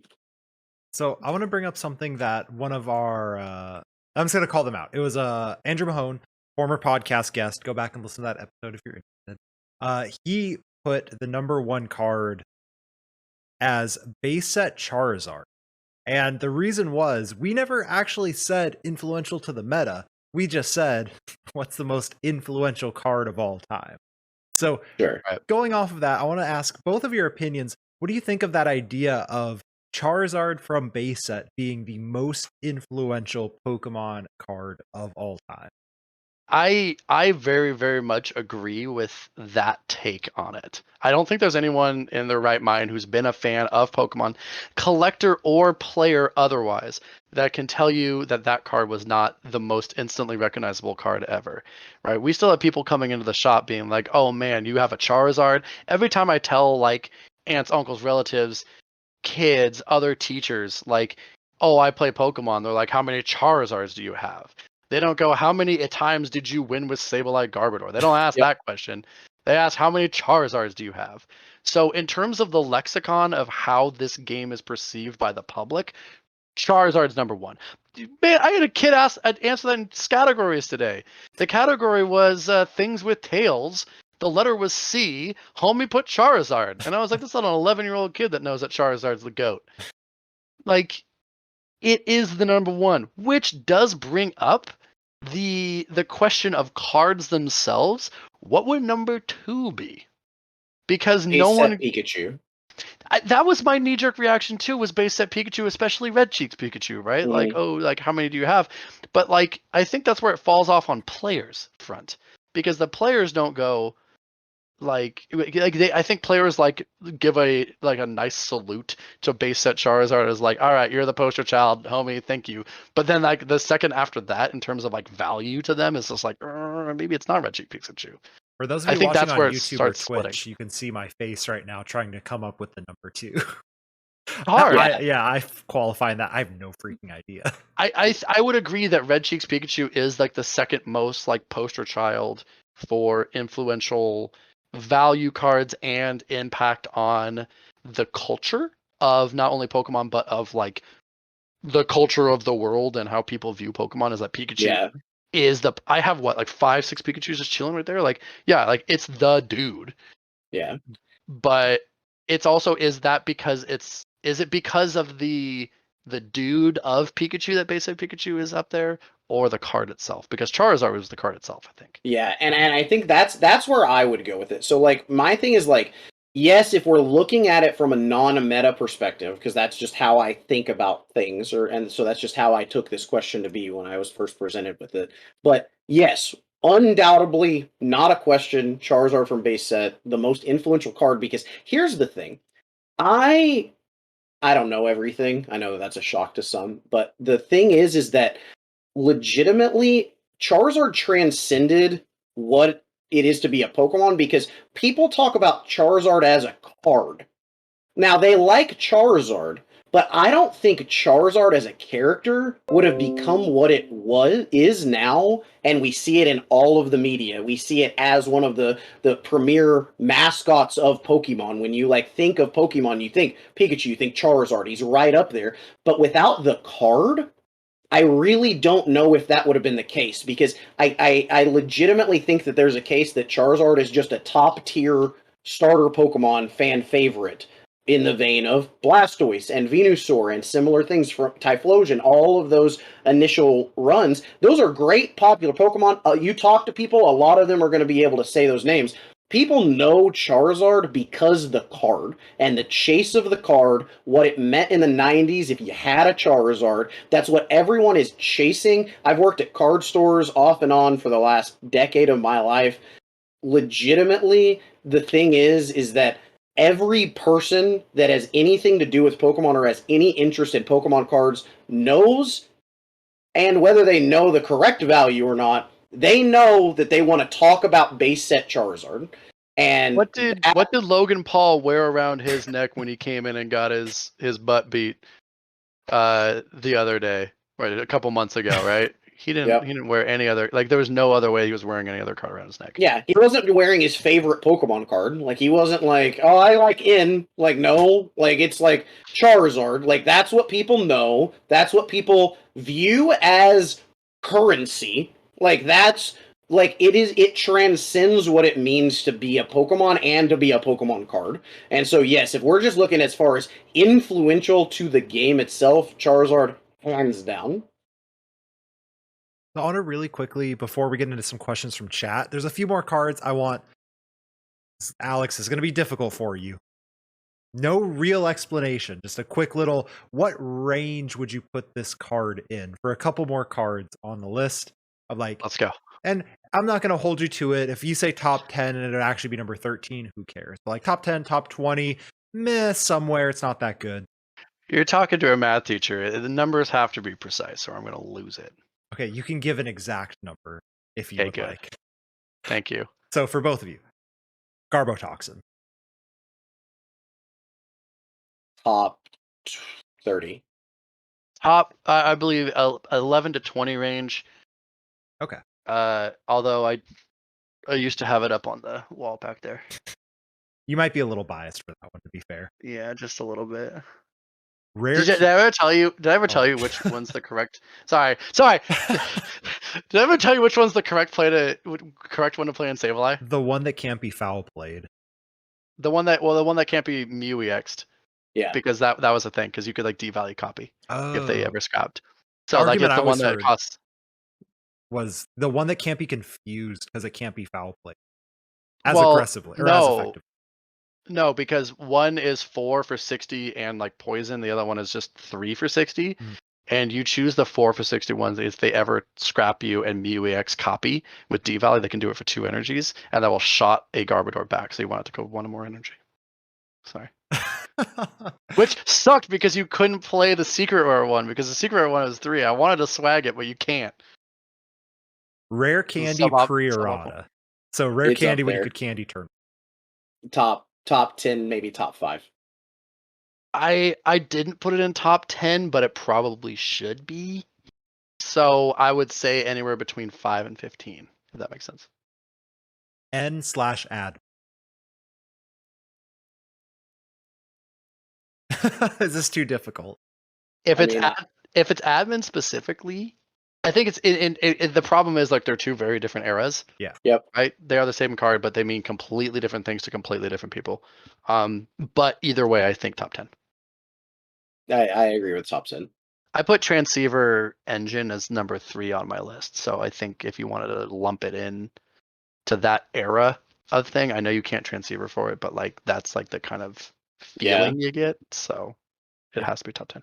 And I legitimately, I mean, and I this is again splitting hairs, but I if we're gonna look at the eras and what they do to and how they shape the game, in my opinion, is somehow a much more powerful card than admin. Agreed.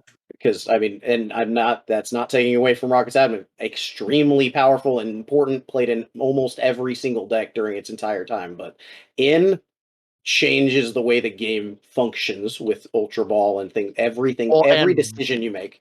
And Versus Seeker, is a thing. Now you can play 8 ends if you want to, like a crazy person. But like, I want to give a quick shout out to admin for the fact that I was playing Magma Groudon against something with Pidgeot, which turns out to be a very hard counter to Groudon. And I figured it out though. I was like, I win this game. They do not have enough resources. I will deck them out. And then they admin for 0 because you can choose how many cards you draw. And I did not win that game. Slightly different than in. Just a very, very slight. Does come up a lot more than you'd think because of the lock inherent strategies of the formats that it's in. Big time. Sableye Stormfront. another difficult one. I think that one could technically get a tier of its own, in my opinion. You said Sableye, I got excited. I think anywhere between 30 and 20.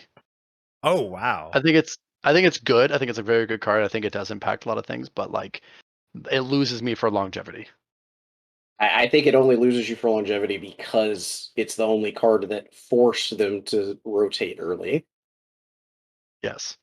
that would just be my guess. That's my conjecture. But my thing is like that card made a rotation happen in April. That card and them changing the rules and what that card did to the game both prior and then with that rules change entirely, like they were forced to emergency rotate before Nationals 2011, which is why like Luxtromp and Gardevoir didn't get another time. Agree or disagree, that might be the card that majority of people would disagree where it would be placed. I think it has, in terms of like, if you were to ask a panel, like we asked a panel of 8, but if we asked a panel of like 50, right, it would have the highest ranking and the lowest ranking. It probably had the Probably. biggest variance. It would probably have the It biggest would probably have the biggest variance, at least, yeah. Like, Yeah. because I mean, there's a lot of people that I think would be like, I mean, it was okay or whatever, but like, and for a time it was, but like that card inherently made a rotation occur, which it when I look at like parallels and like bookends, it's like Cleffa and then Sableye, like because it's like two sides of the same coin where like Sableye almost ruined the game because we legitimately were entering a format where you were going to just be able to donk people similarly to pre-Cleffa days, thanks to Yuxi, thanks to things like that. Next one, and this one wasn't on the list, but I'm curious. Arceus and Dialga and Palkia Tag Team GX. Where's ADP sit? I think ADP, in terms of however you look at it, suffers from the fact that it was never.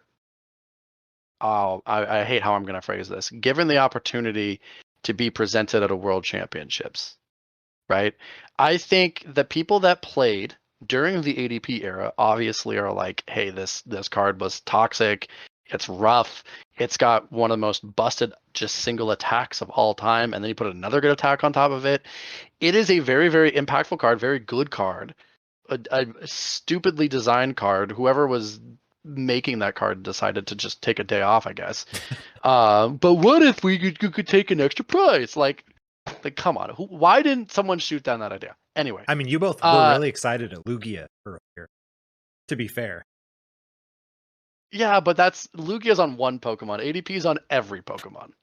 Okay. Okay, fair. Like very big difference. And also out of Lugia, there's like the obvious counter of Thundurus just existed.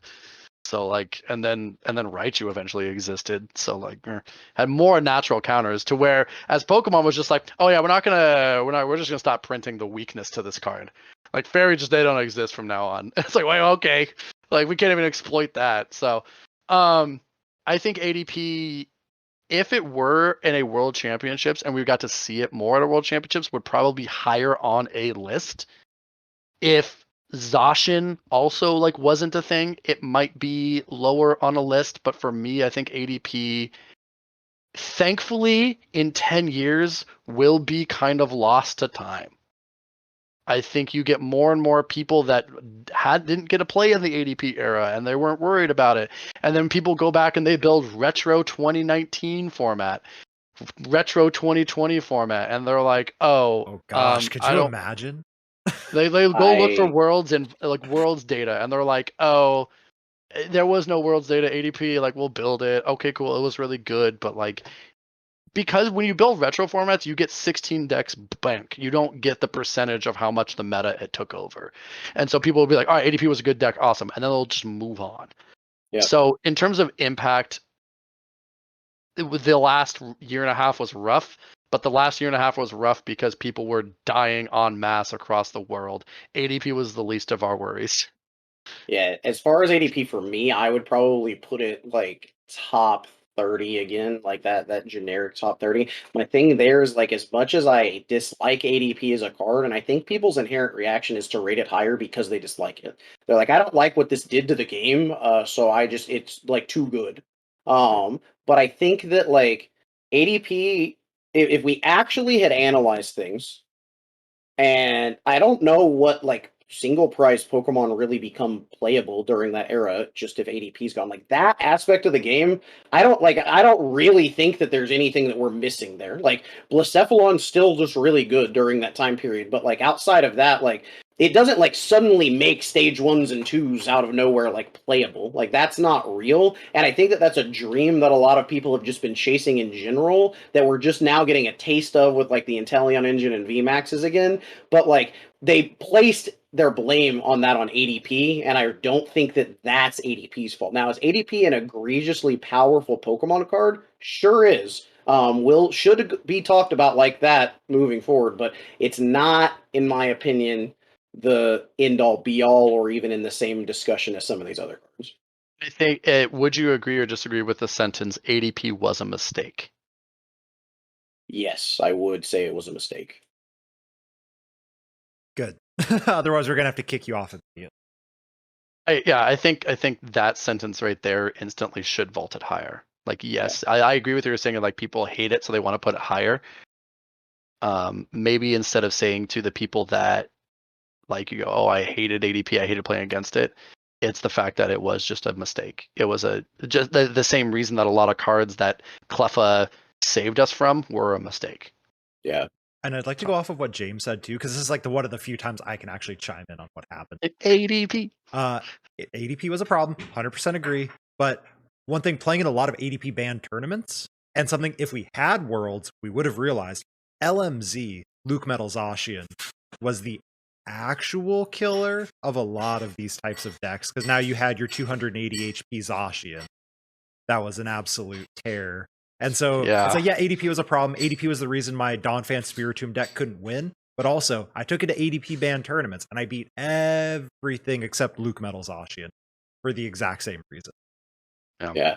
Yeah, and I mean, again, in a format where there's like fairy Pokemon that can attack it, in a format where there's like Pokemon Ranger legal, in a format where there's like we see now in expanded to this day, it's super powerful. But if Double Dragon Energy wasn't around, it would not be nearly as good. ADP was very much, even more so than a lot of the DCE attackers across the time, is more of a sum of all of its parts, where like it was good. Like ADP Keldeo was played like in that Cosmic Eclipse, like when that was new format. But if ADP hadn't gotten Zacian and Metal Saucer immediately after that, and also the promise that it would never have a card printed that was its weakness again, we're talking about a completely different multi-energy cost behemoth that's still 280 HP, has tag team support, things like that, but it's a completely different thing. Yeah, agreed. I think that in terms of longevity and expanded, like you touched upon, like Double Dragon, yes.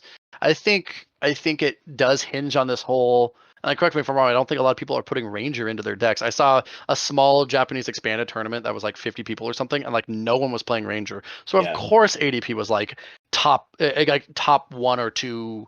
I don't know where it finished, but it was like top 4. And it becomes one of those things like this whole Night March versus Karen thing. Like the more people that play Karen, the more Night March goes down. But then people stop playing Karen because no one's playing Night March. So here comes Night March again. I think that's what ADP's legacy is just always going to be, is that like, oh, are people bringing Ranger to expanded tournaments? Awesome. People won't play ADP. Well, then people are going to stop playing Ranger. Well, then people are going to play ADP. Yeah. So that's where forever it's going to be now. Next card. Because there's a couple more that I want to touch on. Yeah. Claydol. Thank you. I was like, yeah, chat's been blowing Claydol. Claydol was my number 4. Okay. It's definitely up there. I probably have it top 10. But yes, like definitely not an argument against it, but by any means. I don't think you could find a person on this earth that's like, oh man, Claydol's not that impactful. Like every person that's walked in the store after pulling one out of a Celebrations pack has definitely not felt great about it. Man, my friend got a Charizard and I got Claydol. Like, yeah, you're like, you listen here, son. Yeah, I'm like, you don't understand. You weren't there in the dark days when I was writing the books of Claydol. You don't understand. You don't know $8 ball toys. You don't know Psychic Balance. You don't know Spinning Turn. There's still $8 Claydol or $8 ball toys. Yeah. It's a common card that is still tickling $10. Are you kidding me? Ah. Next card. Claydol's easy top 5. If anyone says otherwise, they are like, just stop listening to them. Like straight up. Those people probably pour their milk before their cereal. Oh my god. Uxie's a card that I think I don't know. My short answer here would be I think that Uxie gets blown out of proportion now a little bit more than it was at the time, because at the time, while it was an extremely impactful and powerful card, you did not have access to the hand thin that you do in things like Ultra Ball when we start talking about Shaman EX, which I feel we might discuss soon. But like the thing like that is like, Uxie, they compare it to Shaman, and they're like, well, that one had to be busted because like the like it's only one prize and you draw until you have 7, but it's a completely different thing because you weren't able to empty your hand to be able to draw that full 7 nearly as often. Also, again, that's still the era where a lot of the time your bench sitter is not like having a Pokemon sit on the bench for a long period of time hurts you a lot more. Now, definitely not saying it's not a powerful card or good. I would put Uxie in top 20. I know that's going to be a hot take, I feel, amongst a lot of people. I have a differing opinion on Uxie than a lot of other people, but I went the cheater route, and Kevin definitely pointed this out when I sent him my list. I put Lake Trio from Legends Awakened as one group. oh, okay. Yeah, real quick, Alex's top 10 list had 18 cards in it when you count the entire Holland engine and the Lake Trio on there. I put Holland Engine as just like a thing. I was really tempted, just as not even like as a meme, but like on my initial 60 list, I just put the entirety of Phantom Forces. Like, Sure. as, That's a good one. Yeah, I was like, there's no way. Like, go back and look at Phantom Forces, and then like list out how many impactful cards are from that set. Which led me to the whole thing of like, if you were to pick impactful set, period, like most impactful set, like there's a hard argument to say that it's not Phantom Forces. Yeah. Dummy good set. Anyway, yeah, I think you hit it on the head. Is the fact that like Shaman had the benefactory of Ultra Ball, is the fact that if you had a card that said like discard 2 cards from your hand and then draw till you have 6, right? If that was like an item card that existed, people would be like, wow, that seems really good. And it's like, Yeah. there you go. Whereas like there wasn't a thing like that. And plus the thing with Uxie is that Claydol also existed. So it's like Claydol is just better. And you had to play around Power Spray in most of the Uxie formats. So not only that, but you also had the chance of you just benching a Uxie and it not getting its ability. And then it's just on your bench. Whoopsie, I guess I'll keep playing. Yeah. Or not. Usually pass. You ever play a 2010 format and have 2 Uxies on your bench? You're probably losing that game. Yep, Like, regardless of the scenario. Yep. Real quick to go off of that, where's Power Spray? On that top list. As far as actual influential, I think that that's a card that gets blown out of proportion a little bit more. I think that Power Spray was definitely something that Power Spray was more just a part of a meta to me than it was like a problem. And while it was a really cool game design part of a meta and different from anything else, I don't view Power Spray as like this like thing in the game's history. Like I'm just like, yeah, Power Spray was a really cool part of SP, and then I just like move on. So like I think that Power Spray is a really good card, but I don't even know where I would put it as far as influential. I think the thing about Power Spray that keeps it off of a list is the fact that it is shoehorned into SP decks. Right? It's not one of those things that can just be like sprinkled on top of everything. Like literally every single other card we've mentioned. Outside of like Gardevoir, which was its own deck. Right? Yeah. Outside of that, it's like Ultra Ball is everything, Shaman's in everything, Claydol's in everything, Cleffa's in everything, like N is in everything, Professor Juniper's in everything. Whereas Power Spray is SP decks. So like, is Power Spray good because of itself? Sure. But also were SP decks elevated because they were also good because of other things like the DCE reprint that enabled Luxchomp to like be as powerful force. So so I think the inherent power of that is a lot of different factors and shoehorned and all that stuff. So it's a good card. Very, very good card. If this were a list of like top 10 busted effects of all time that have been printed on cards, Power Spray is top 3. Sure. Right. There's no other card besides from the Alakazam that lets you do things on your opponent's turn like that. Or Promo Eevee, the one that lets you evolve. Or Stormfront Tyranitar. Oh yeah, every time that they use an ability, accelerated energy. Yeah. Nice. Wait, that's really cool. Yeah, that's the one that when the Power Spray like things on your opponent's turn like discussion, that one never gets brought up. But as like the Tyranitar lover I'm like, no, that card existed. It just wasn't good. Almost every single like cube or alternative format that I build that's unlimited, I'm just like, dude, we have to put Tyranitar in. Yeah, card's super fun. So, God, imagine a card like that in today's standard. Yeah, I think there's just so much design space there. Drizzile for Level Ball, Drizzile for Level Ball, Drizzile for Level Ball. Whoops, I'm charged up now. Yeah, exactly. Like it's so cool. Like especially like let it search your deck. Like give a stage 2 some reason to exist. Yeah. Oh yeah, big time. Anyway, Power Spray. Cheers. Next card, coming a little more modern again. Dedenne GX. Oh, I thought you were gonna say Welder. Oh, I guess that is a card, huh? Dedenne, I mean, Dedenne's good. Dedenne definitely influential. The problem with Dedenne is it wasn't like actually just because it has that once per turn clause. Until we also had Crobat with it, it did not feel what it became.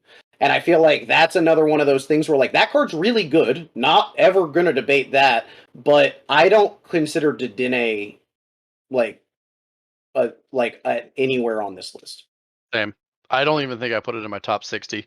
I don't Yeah. think it's let's see. No, We're- I we- didn't put it top 60.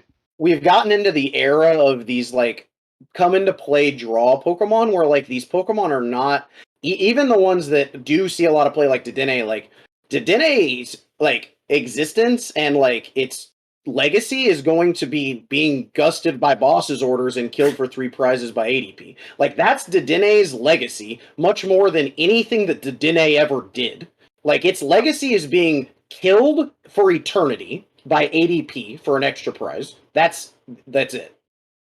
It's not a card that instantly inherently makes or breaks decks, right? It didn't make a deck possible. It wasn't included in every single thing as a 4 of. It's a good card, yes. It is not the best bench and draw Pokemon we've ever had. I would like to point out, though, there was a time in the meta, and it was the Worlds meta, which was the big deal, the time they rotated before Worlds instead of after, where you ran 2 engines, and Malamar, I guess, but that doesn't count. You ran 2 engines. You ran Dedenne or Grease. And so there was a time, and specifically a Worlds, where Day was the engine for a lot of decks. Pikarom, Or Mewtwo, or you ran Aerodactyl, which didn't use either of those engines. I sure did. Which Aerodactyl are you talking about? I got 40 CP at the world's whatever the grinder's called. What Aerodactyl are we talking about? The Aerodactyl GX. Okay. And the one that for 3, I think it's Unbroken Bonds. The one that for 3 energy you do 180. I went 6-3 at whatever that the thing after Worlds is now. Because the grinder was the one before where you would qualify for Worlds. Oh, the Open, was it the DC Open? Yeah. Is that what they're called? Yeah. Dumpstered that with Aerodactyl. So that was a sick engine in that format. I did play like the Aerodactyl GX in that cute the Checkmate deck that was played for a while. We would Stinger GX them and then like knock out a 3 prizer. Yeah. That was super fun because that's like it just slaughtered Pikarom. But yes, you are correct. As far as like real people with real decks, yes, those were the 2 engines, and I do feel like Dedenne in that format. If things had remained that way, I feel like Dedenne would be up further on my list. But where it just slowly became more of a part of decks, the closest it came to being an engine is with Crobat and ADP. I feel like that was really when Dedenne felt like more than what it was. Was when you were doing that. Top 100. Okay. I'll give you all both one chance before we get to questions from chat. One card that has not been discussed yet that you would like to throw into this discussion. James has his hand up, so you want to start us off? Lysander's trump card. That card is the only card not the only card now. That was the first card that got banned. People like to talk about Slowking and Sneasel getting banned, but they were not legal in a few tournaments. Banned from the standard format was a thing that did not exist until Lysander's trump card, which again, from Phantom Forces, so that set just way up there. I think that Phantom Forces, Neo Genesis, and Team Rocket Returns all are close. But I think Phantom Force, like any of those opinions, I think could be made. But I legitimately, like, Lysander's trump card completely changed the way the game was made, to the point that they had to tell you to stop playing it that way. Before a year was over. Like, it won so many regionals within a 3-weekend span that they just got rid of it. Like, that wasn't like, a lot of players that have joined within like the last 5 years are like, oh, well, of course there's like some amount of cards that can get banned or have been in the past. Nope. Not in 2014. That wasn't a thing. We didn't ban cards. Like, that was not reality. It had never happened, especially it never happened in any Nintendo era from 2003 forward. Like, that wasn't real. And then Lysander's trump card happened, and the way that it completely changed the way that energy cards worked in the game, that's where the hatred of Crushing Hammer was born. That's where so many things that people like to complain about or think about today all spawned from Lysander's trump card, and where it was seemingly introduced as a counter to Night March to make sure that didn't get out of hand, it being able to just shuffle everything both ways is changed the game so much that they had to create a ban list. So I think that card not being discussed so far would be my one of that's like, we at least got to talk about it. So the couple things I have on that is the fact that, like, obviously Night March didn't care about everything getting shuffled back in because Battle Compressor was also printed in the same set.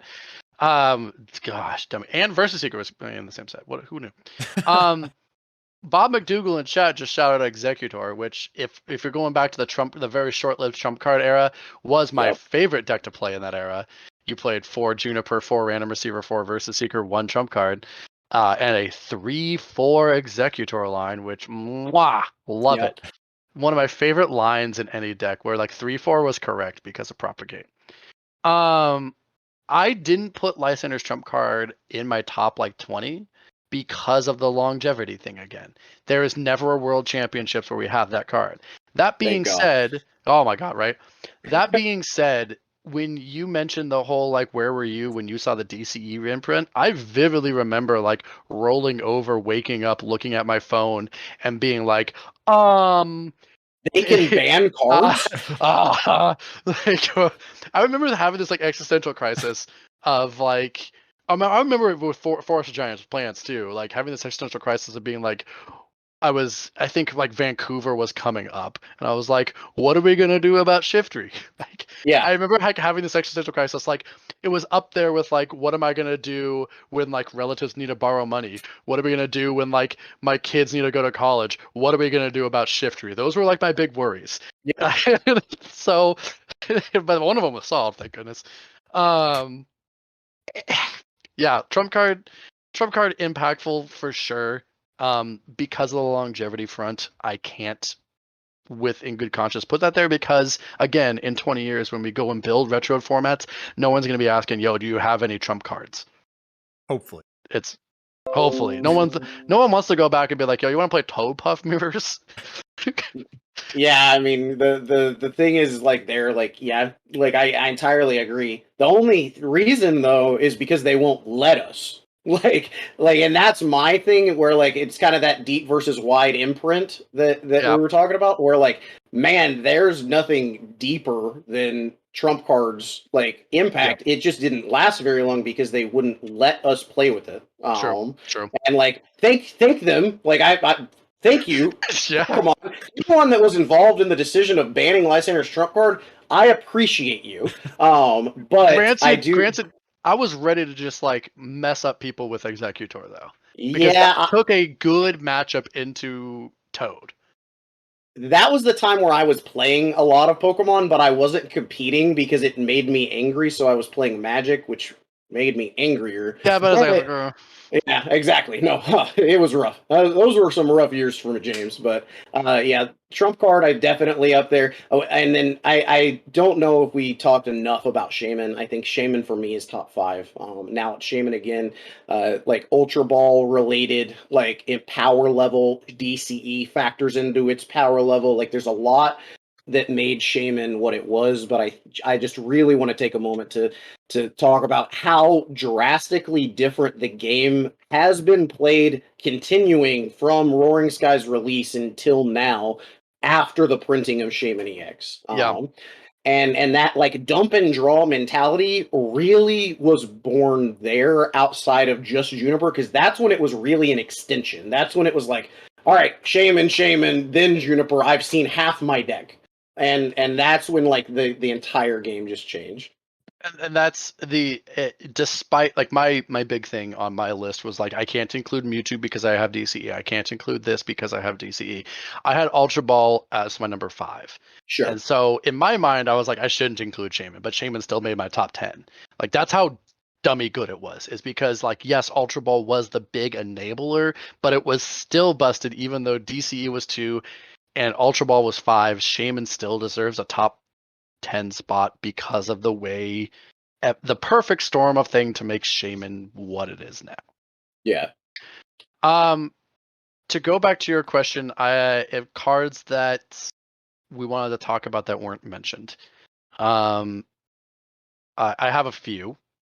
Some of the more obvious ones that no, I don't.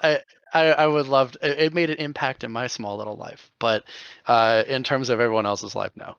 I mean, I would talk about Save Life forever, but stuff like Junk Arm wasn't brought up, right? Stuff like unnerfed Pokemon Catcher wasn't brought up. Stuff like Welder was touched upon a little bit, but I think Welder's the way that I described it was like a friend told me, like, hey, they have released a new supporter that lets you attach 2 fire energies from your hand to any Pokemon. I was like, oh man, what's the drawback? And he was like, oh, you draw 3 cards. I was like, wait, what? Like, your opponent draws 3, right? Like, that's the drawback. You let your no.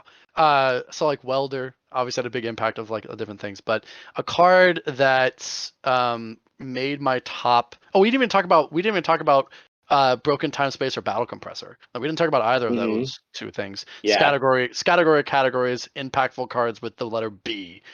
The one that I actually kind of wanted to like just a little tiny like little shout out to, like, hey, what's up, Hypnotoxic Laser. Yep.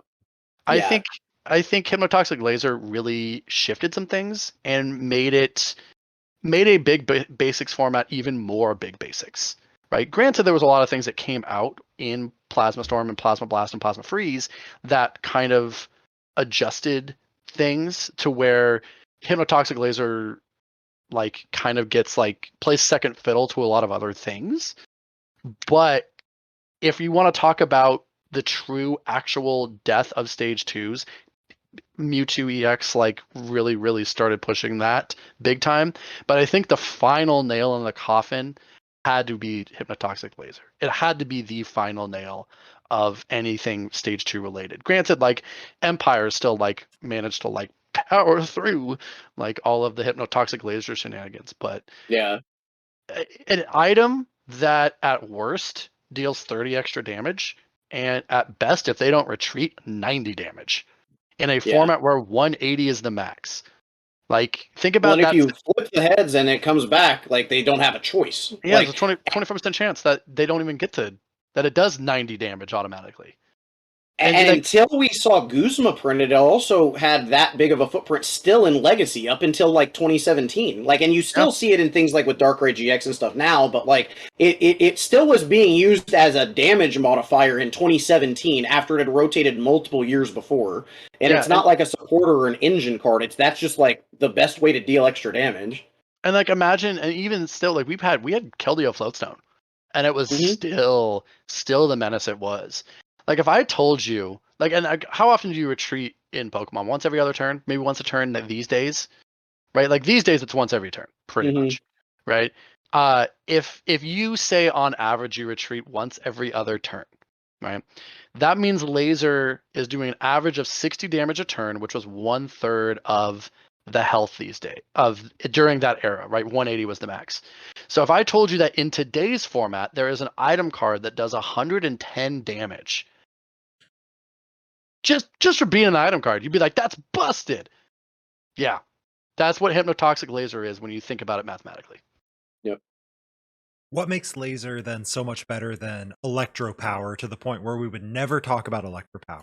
But we bring Electro Power is type specific, right? It's shoehorned into Lightning Pokemon, into the fact that like Lightning Pokemon just get this little extra thing. Same way that Double Dragon just gets this little extra thing. Same way that Power Spray, like SP Pokemon, just get this little extra thing. Whereas Laser was in everything. Could be in everything, right? The only decks that weren't playing it were stage 2s, which were the things that shut it down. Yeah, because the best way to deal with special conditions is to evolve Pokemon too. That's something else that like gets wiped out. But like, you don't even think about special conditions outside of like guaranteed paralysis once per game effects, stuff like that. Like, a lot of special conditions don't even get discussed nowadays. Like, that's just not a thing. The HP's too big. There's too many Switch cards. This isn't an era of people playing a bunch of Switch. This isn't Scoop Up Net. This isn't things like that where you're moving Pokemon around constantly. Things are stuck on the board, which is something that, like, when I talk about, like, Yuxi and things like that, where people are like, Yuxi must have been completely busted 4 of in every deck. No. Like, you can't have bench sit like that. You can't have, like, things just sit around, and that really just, like, Laser, it changed that and made it to where, like, you would either find ways to evolve Pokemon, or you would, and my favorite thing with Laser was, once everyone was playing Burbank City Gym, you stopped doing that and still played Lasers because they had it for you in play. So then you just opened up deck space for either other stadiums or other things. Like, I remember there's when Burbank was like a 1 or 2 of index, because you're like, yeah. You're gonna play it, right? Like, cool, okay, I'll just discard it. You don't look like you can afford beaches. I've only got the one. I'm going to a local. Like that was a reality. Like, it was like, there's 2 stadiums in the format. And then, like, Sky Arrow Bridge, and then it was like those 3, and it was like, all right, everybody else has Verbank, and they're gonna stick it into play because they want their Lasers to do 30 or 20 more. I'm not even gonna play it. There was even one of the BDIFs, like, towards right afterwards, was Virizion Genesect, and people were like, we're still gonna play this. Yeah. And Virizion Genesect just naturally didn't care. And you made it to where you couldn't be affected by special conditions, and then it's just like, Laser's still the best damage modifier. I'll figure it out. Yep.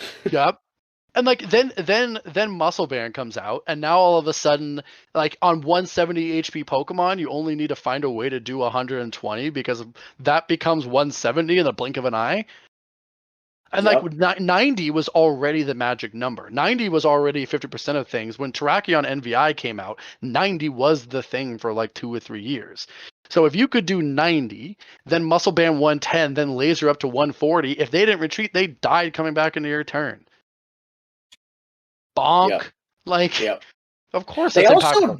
die in between turns, dodging effects like twins and things later. Like, there's so many different, like, teammates. Yeah, like things like that. Like, it's like where it's these incidental things about just the way poison works in the game that, like, really made that card super powerful.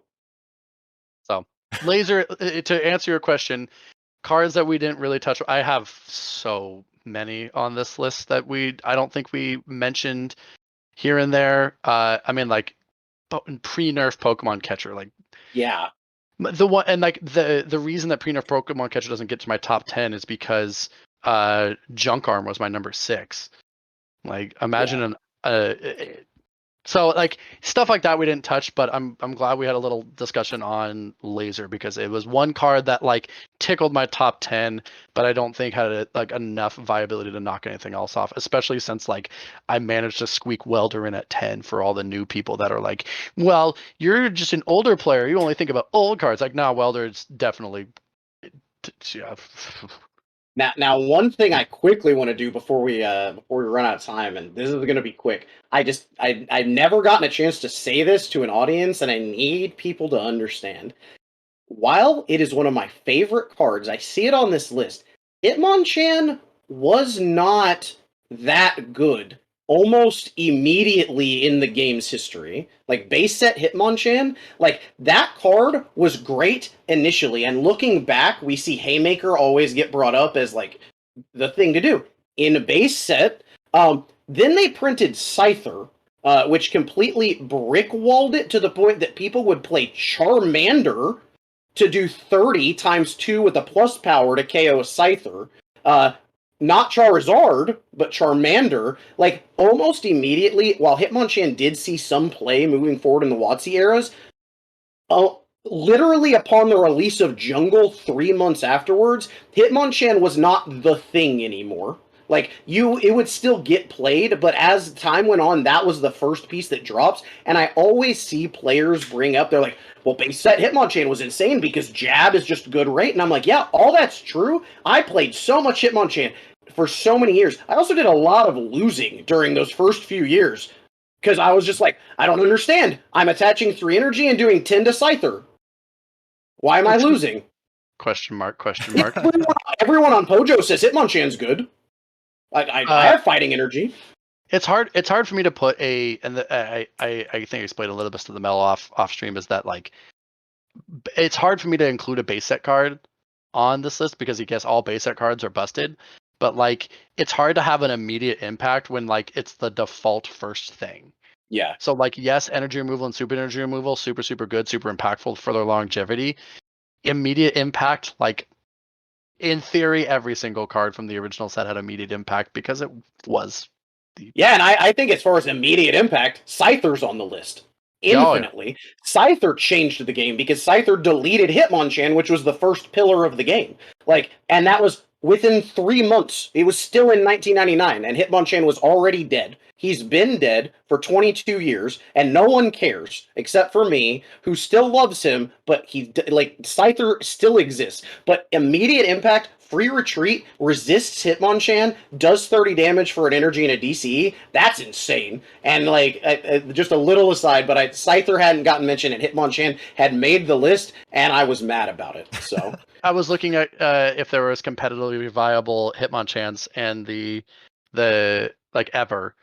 And the hit and run from Team Up was played for a little bit, so there you go. Yeah. There was one Hitmonwob was kind of that's something that I was on the way home. Like I was driving back from school, and I was thinking about this podcast, and I was like, it'd be cool to bring up like the most impactful sets of all time, like debate for another day. But one of my other ones was I'm curious as to the percentage of Pokemon printed, like species wise and viability. Which Pokemon species has the most viable cards ever?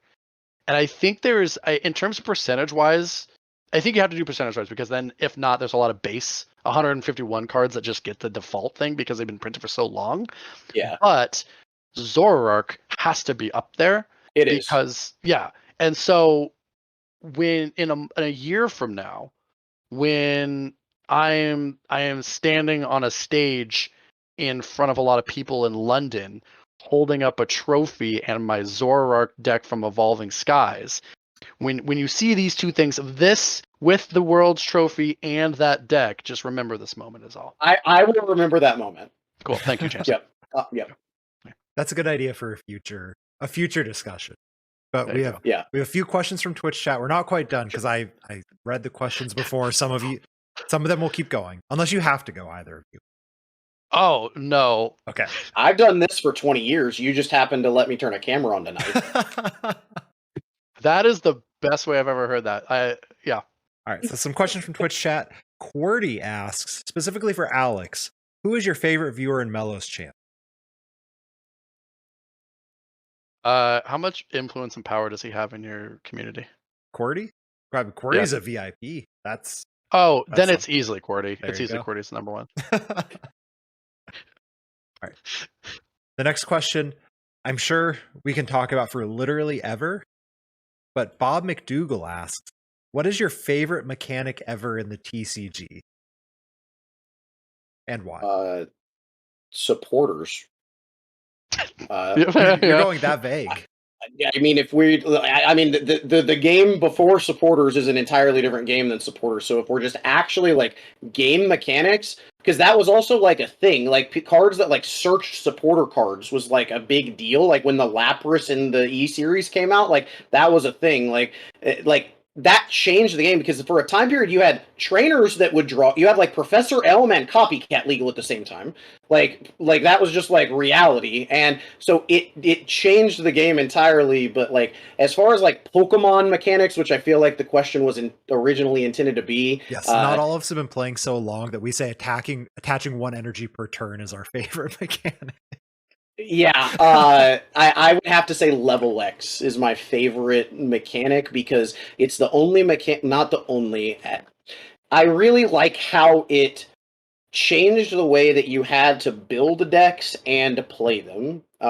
Not only did you have like the break-like effects and only active, but because of it counted as the same name as the cards under it, there was a lot of discussion to this day still between 3-1 and 2-2 lines. There's a lot of discussion on Premier Ball counts that like there's so much that goes into level X's in particular and the gameplay that they spawned that I really, really think that as far as Pokemon-based mechanics, that's my favorite one. I would lean level X as well. I think you're exactly right. Like the fact that conversation continues to be rich is awesome. One thing I don't know if I necessarily have a knee-jerk reaction favorite mechanic because I think level X and by proxy break cards have to be up there. Because the thing I liked about I think they wish they'd done more with breaks is make you feel which pre-evolutions you need to play a little bit more. I remember a time where like people were taking in one of the breakpoint Trevenants in to deal with like item lock stuff, and like that was kind of cool. That people were like, "Oh, the de facto item lock Trevenant has always been good. Break makes it better, but we can play one of these breakpoint ones." I think that was like a cool conversation. I think one thing that I wish they had done more of that was also probably my favorite is stuff like flare tools. Yeah. I think flare tools got criminally underutilized. Criminally. Again, from Phantom Forces. But like if you think about things that like put on your opponent's tools or your opponent's Pokemon, there really isn't that many more effects besides from like do less damage, cost more. Right? But it still would be cool to at least have one that's like make more retreat, or like this Pokemon can't evolve, or like, you know, stuff like that. Where flare tools could be more utilized. Yeah, I agree with that. My fear with flare tools to this day is always, oh no, I just shuffled my deck and I have 59 cards because I flare tooled my last opponent at this regional and now they have 61 because it was on their board. Like I logistically, and that's a card type that I feel gets better if we head more into a digital era, and that's something that you've seen a lot of the other card games that have entered digital eras lean more towards effects like that, where cards flip over and things like that. And I think that if we do with PTCG Live head towards more digital friendly mechanics like that, maybe we'll see stuff like that in the TCG obviously as well. I don't think that they're going to make online only cards yet. No, that's not an idea. But I just think that legitimately that is a thing. The other thing is I think ancient traits are also really, really cool. I think that they were more boring presented than what that mechanic could be. And I hope that we maybe explore that moving forward, because like Pokemon that have abilities that don't get shut down by other abilities is cool. If the effects maybe are less generic than what a lot of the ancient traits that we saw were. It was the same thing with berries, right? Or held items back in that era, the Diamond and Pearl era. I agree, and I like thankfully they never printed ever like a counter. Like if your opponent has an ancient trait, do this. It was one of the smartest things I've ever done. It's like never do a counter. I'm gonna answer this one too because I've played enough. I never played in some of those formats, but for me, it is item-based supporter search.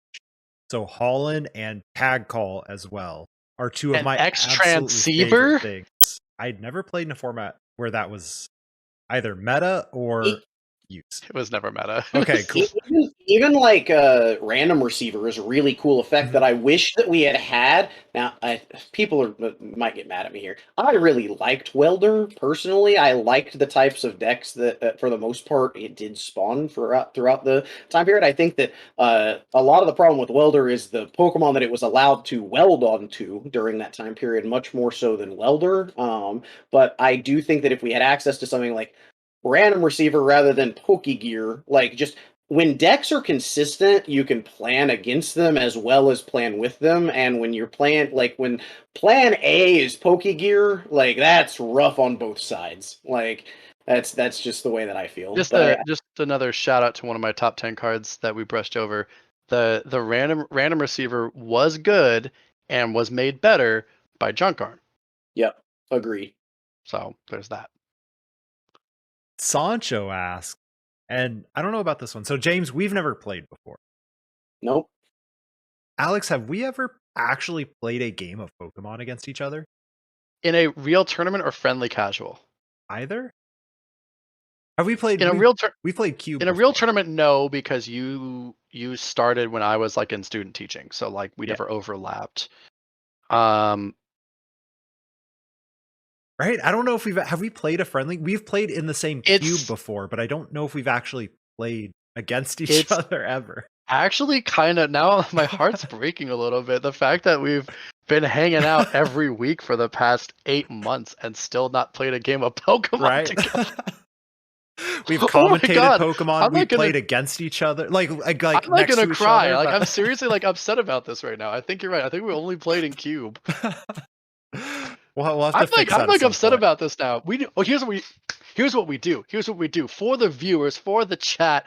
We do a gauntlet Ooh. of we Yo, play draft the world like- style, but Yeah, like we play 6 different formats or 6 different decks or something, and we go gauntlet all day on a Saturday, drinking beers, eating milk duds, And winner gets the podcast. no, because he's let's gonna go, beat me. baby. Yeah. You better start training, Mello. I have to read all the cards. That's the problem. We should honestly though, like unironically, like that's content. That's content. Well, let's talk about that one because I like that idea. Me too. James, if you ever want to move to Seattle, Man, Yeah. I would love to. we also for a got number of JP out reasons. here. Yes. Yeah, JP is here. yeah. Kyle's out there. Oh yeah, Puka's out here now. Yeah, he's been out here. There's a lot of people actually. The water gym is always just like a star-studded event. Oh I god. want to go so bad. Like, I would love to just make a trip out there, even if it is just a trip, just to like hang out with everybody. I mean, yeah. Like all of like the goats of the goats are here. Yeah, Kenny's out there. Yep. Like, Ross is here. yeah, Like Pacific Northwest Pokemon. It used to be the premier place to play. Now it's Like- coming back. It's coming back. Lee and I are How going to many- bring it back. How many world champions are up here, right? If you lump Portland into Pacific Northwest, you got Von Wagner, you got Cohen, Ross isn't world champion, but he's a runner up a few times. Like I'm sure I'm forgetting one or two, but like when Pram was here for a little bit, like you had a national dummy good Pacific Northwest. yeah. All right, let's let's move away from All right. the old-timey talk. That's what we're here to do. Oh, Dag nabbit, you youngsters and your newfangled ADPs and your tag teams and your jab doing more than 20 damage. This is ridiculous. Your 3 prize Pokemon Prizes, don't even get me started. I couldn't even count that high when I started playing the game. throw up directly in my mouth. can I just go? I don't want to bring up the whole conversation again, but when you all were talking about Cleffa and Jigglypuff doing 40 damage, That was busted. I'm terrified to this day. Like, that was the first time where I was like, DC is a problem? Like, DC was the DC existed for Scyther to do 30 and to allow you to retreat for the first 3 years of the game. And then Jigglypuff was like, and hear me out, we could just kill them before they get a turn. And you're like, Jigglypuff, that's really aggressive and unnecessary. Why would you do that? And Jigglypuff's like, no, just watch. I'm just gonna punch them one time. Jigglypuff is literally One Punch Man. Like, that's just literally like the reality of that entire format. Think about it. Scariest Pokemon of all time. You're just dead. I'm like 11. I flip over my Squirtle. I'm like pumped. I've got Pokemon Breeder and Blastoise in my hand. My opponent flips over Erica's Jigglypuff. DC, bop, get out of my card store, James. Like, I'm crying in the street. My parents disowned me. Like, it was a terrible, rough few years. Laker Rage after show grief counseling if you need. We can talk about some stuff. I'm so scared of Jigglypuff. That's okay. It's all right. Step into my office. We'll be okay. We'll talk. All right, sounds good. I appreciate it. Owen asks. But I mean, think about it in terms of percentage wise, right? Like what was the highest HP on a basic back then? What, 70? 60? Yeah, like 70? Outside of Chansey being 120, you're talking like 70. Yeah. So it's more than half. So Yeah. then for the new players, imagine if there was a DCE for 170 on a basic these Yeah. days. That's literally what it is. Like, it's literally like Ultra Necrozma if Double Dragon had been legal in Standard. That's gross. Owen asks. You could oak over and over. Yeah. And it wasn't just once. Is improving asks. your tournament results a good way to make friends? No, see, he's just memeing. Can we skip that? We don't need to answer. We don't need to cater to Owen. The answer to that's a hard no. If anything, it's worse. Gamer asks. What is your favorite one of in Sable Garb? I'm sure that question was directed at James. No. I mean, I've played Super Sable Rod, Garb at original. I assume basically- James has. You're not okay. Don't get me started on Super Rod though, because when I first started playing the deck, this is back before Limitless had its dumb results and makes me look like a chump. Shame. I was about to say, it's like James can feel this. I was angry that Sable, like, people even had like the gall to play more than or less than a 2 of in any Sableye build, because I was like, yes, prizes suck. Yes, you can junk hunt for them, whatever. But there were only like 5 meta decks, so you didn't need to play more techie cool cards. And so I was like one of those people that was just like, 2 Super Rod need to be played. Period. Right. End of discussion, because the games that you need to go balls to the wall and crazy, you need it. You need it. Granted, like, you can win games without Super Rod. Like looking back on it, I'm just like, I'm an idiot. But like for the longest time, I was like, Super Rod's like the thing. Like, never drop below 1 or below 2. Obviously, never drop below 1.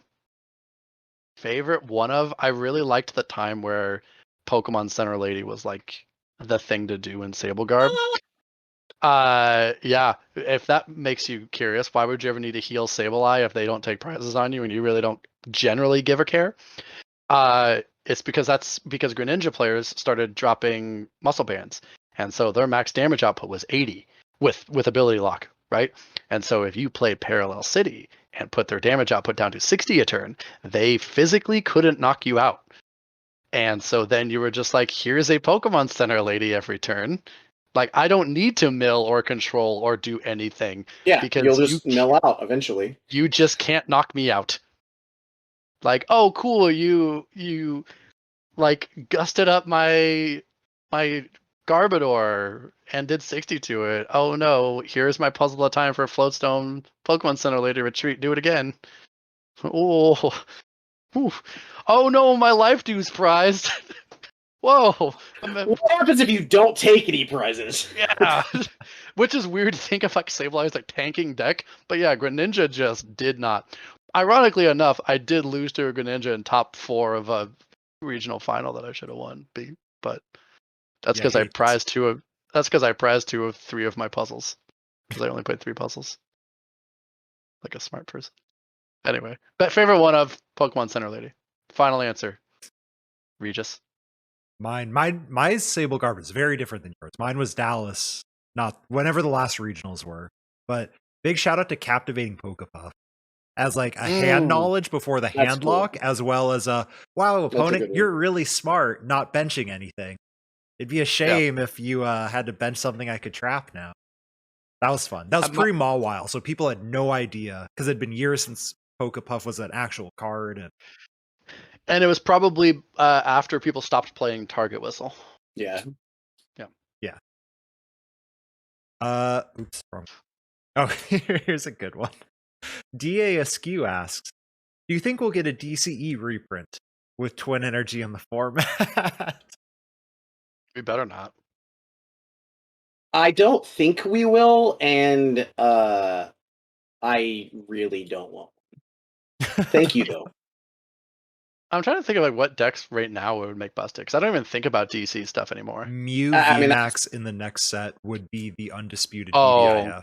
Yeah. Oh, I forgot about Mew VMAX. Yeah, you're right. Yeah, and I mean, Mad Party also just would like be a real thing at least. Well, maybe or maybe not, but it would be talk about. Maybe you could talk about it. We could talk about it. Yeah, we could open our mouths. Words could come out.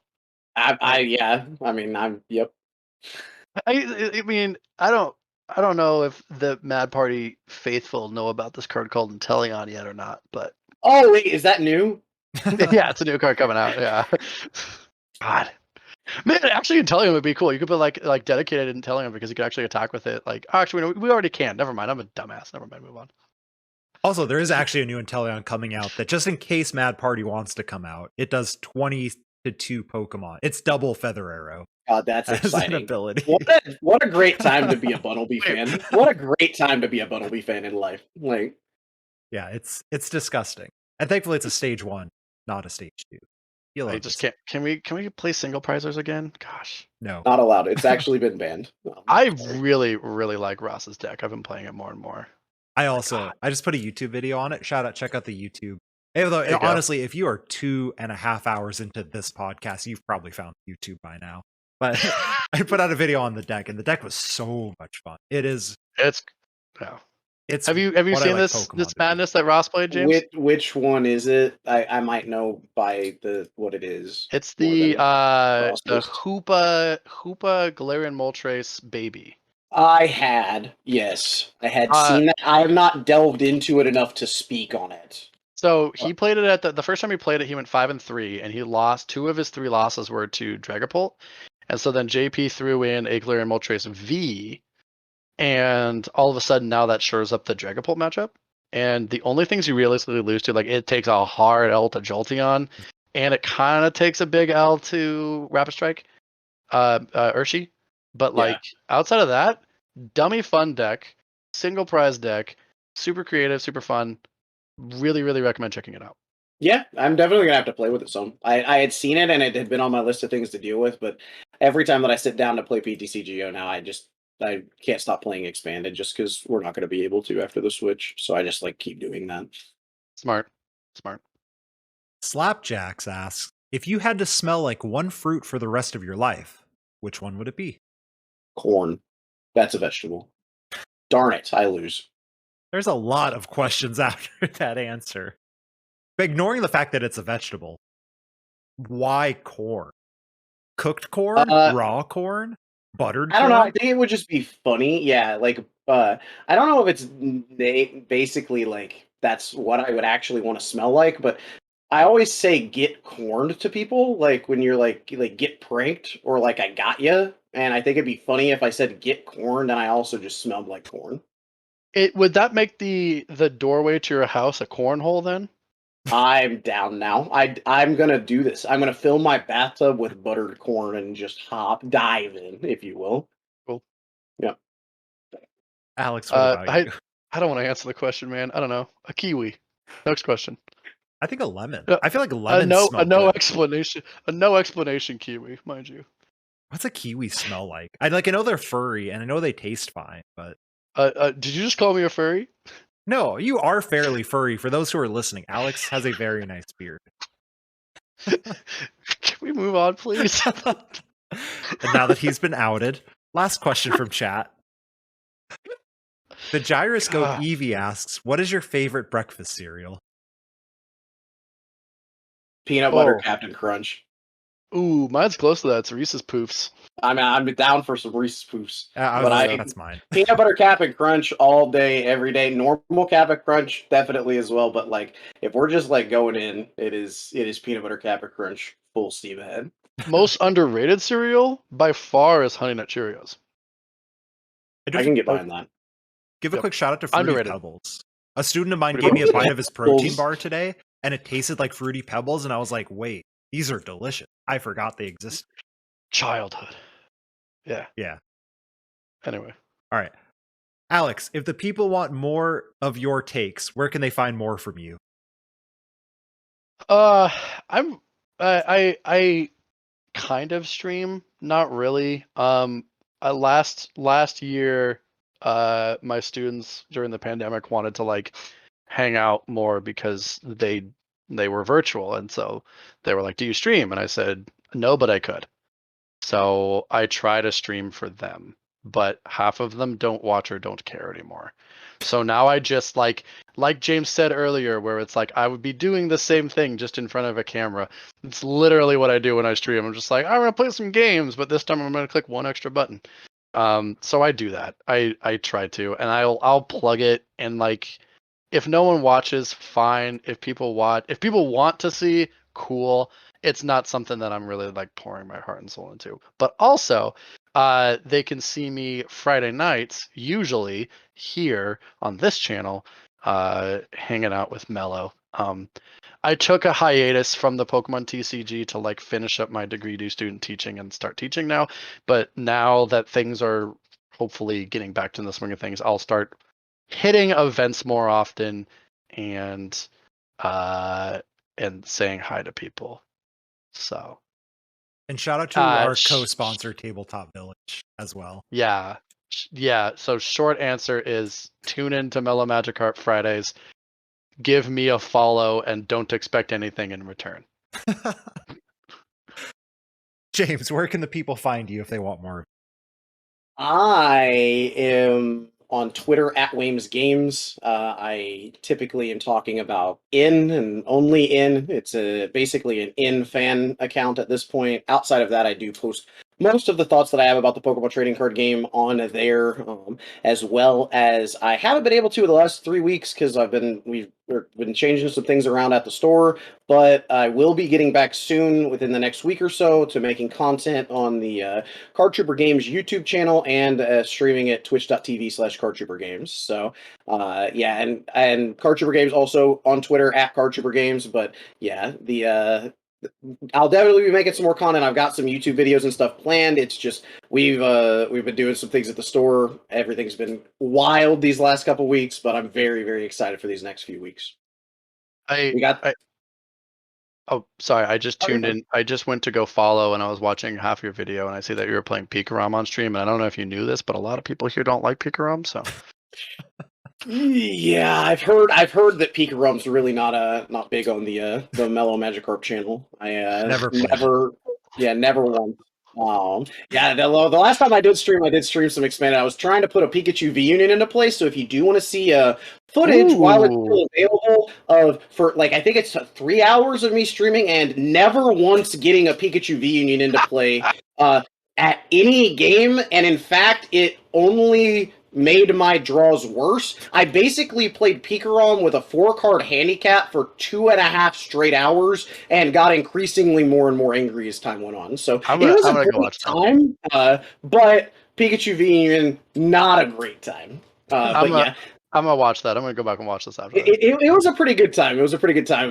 But yeah, we're really excited. Got the Trooper Tour coming up on December 4th. For anyone around the Kentucky area on this side of the United States, we are going to be hosting a big tournament. We give away $1,000 cash to first place guaranteed. So we've been prepping for that. We'll also be streaming that on twitch.tv when that occurs. So super excited. Awesome. And of course, myself, you can find me Twitch, Twitter, and YouTube. All of those at mellow_Magikarp. Also, if you're still watching this, I was supposed to lead with this, but I didn't. I posted a fit check on Twitter, but Original Stitch hooked me up with a sweet Magikarp shirt. So if you're interested, you should definitely check that out on YouTube. There's a video. I did an unboxing on Twitch. They gave me a referral link as well. So if you want to check it out, preferably buy through my referral link, but I legitimately just like their clothes. I turned down a lot of potential sponsors and I did not turn them down because I really like their stuff. So if you're listening, the link will be in the description box or whatever it's called on podcasts app of your choice. And this has been another episode of the Lake of Rage podcast. Catch you all next week.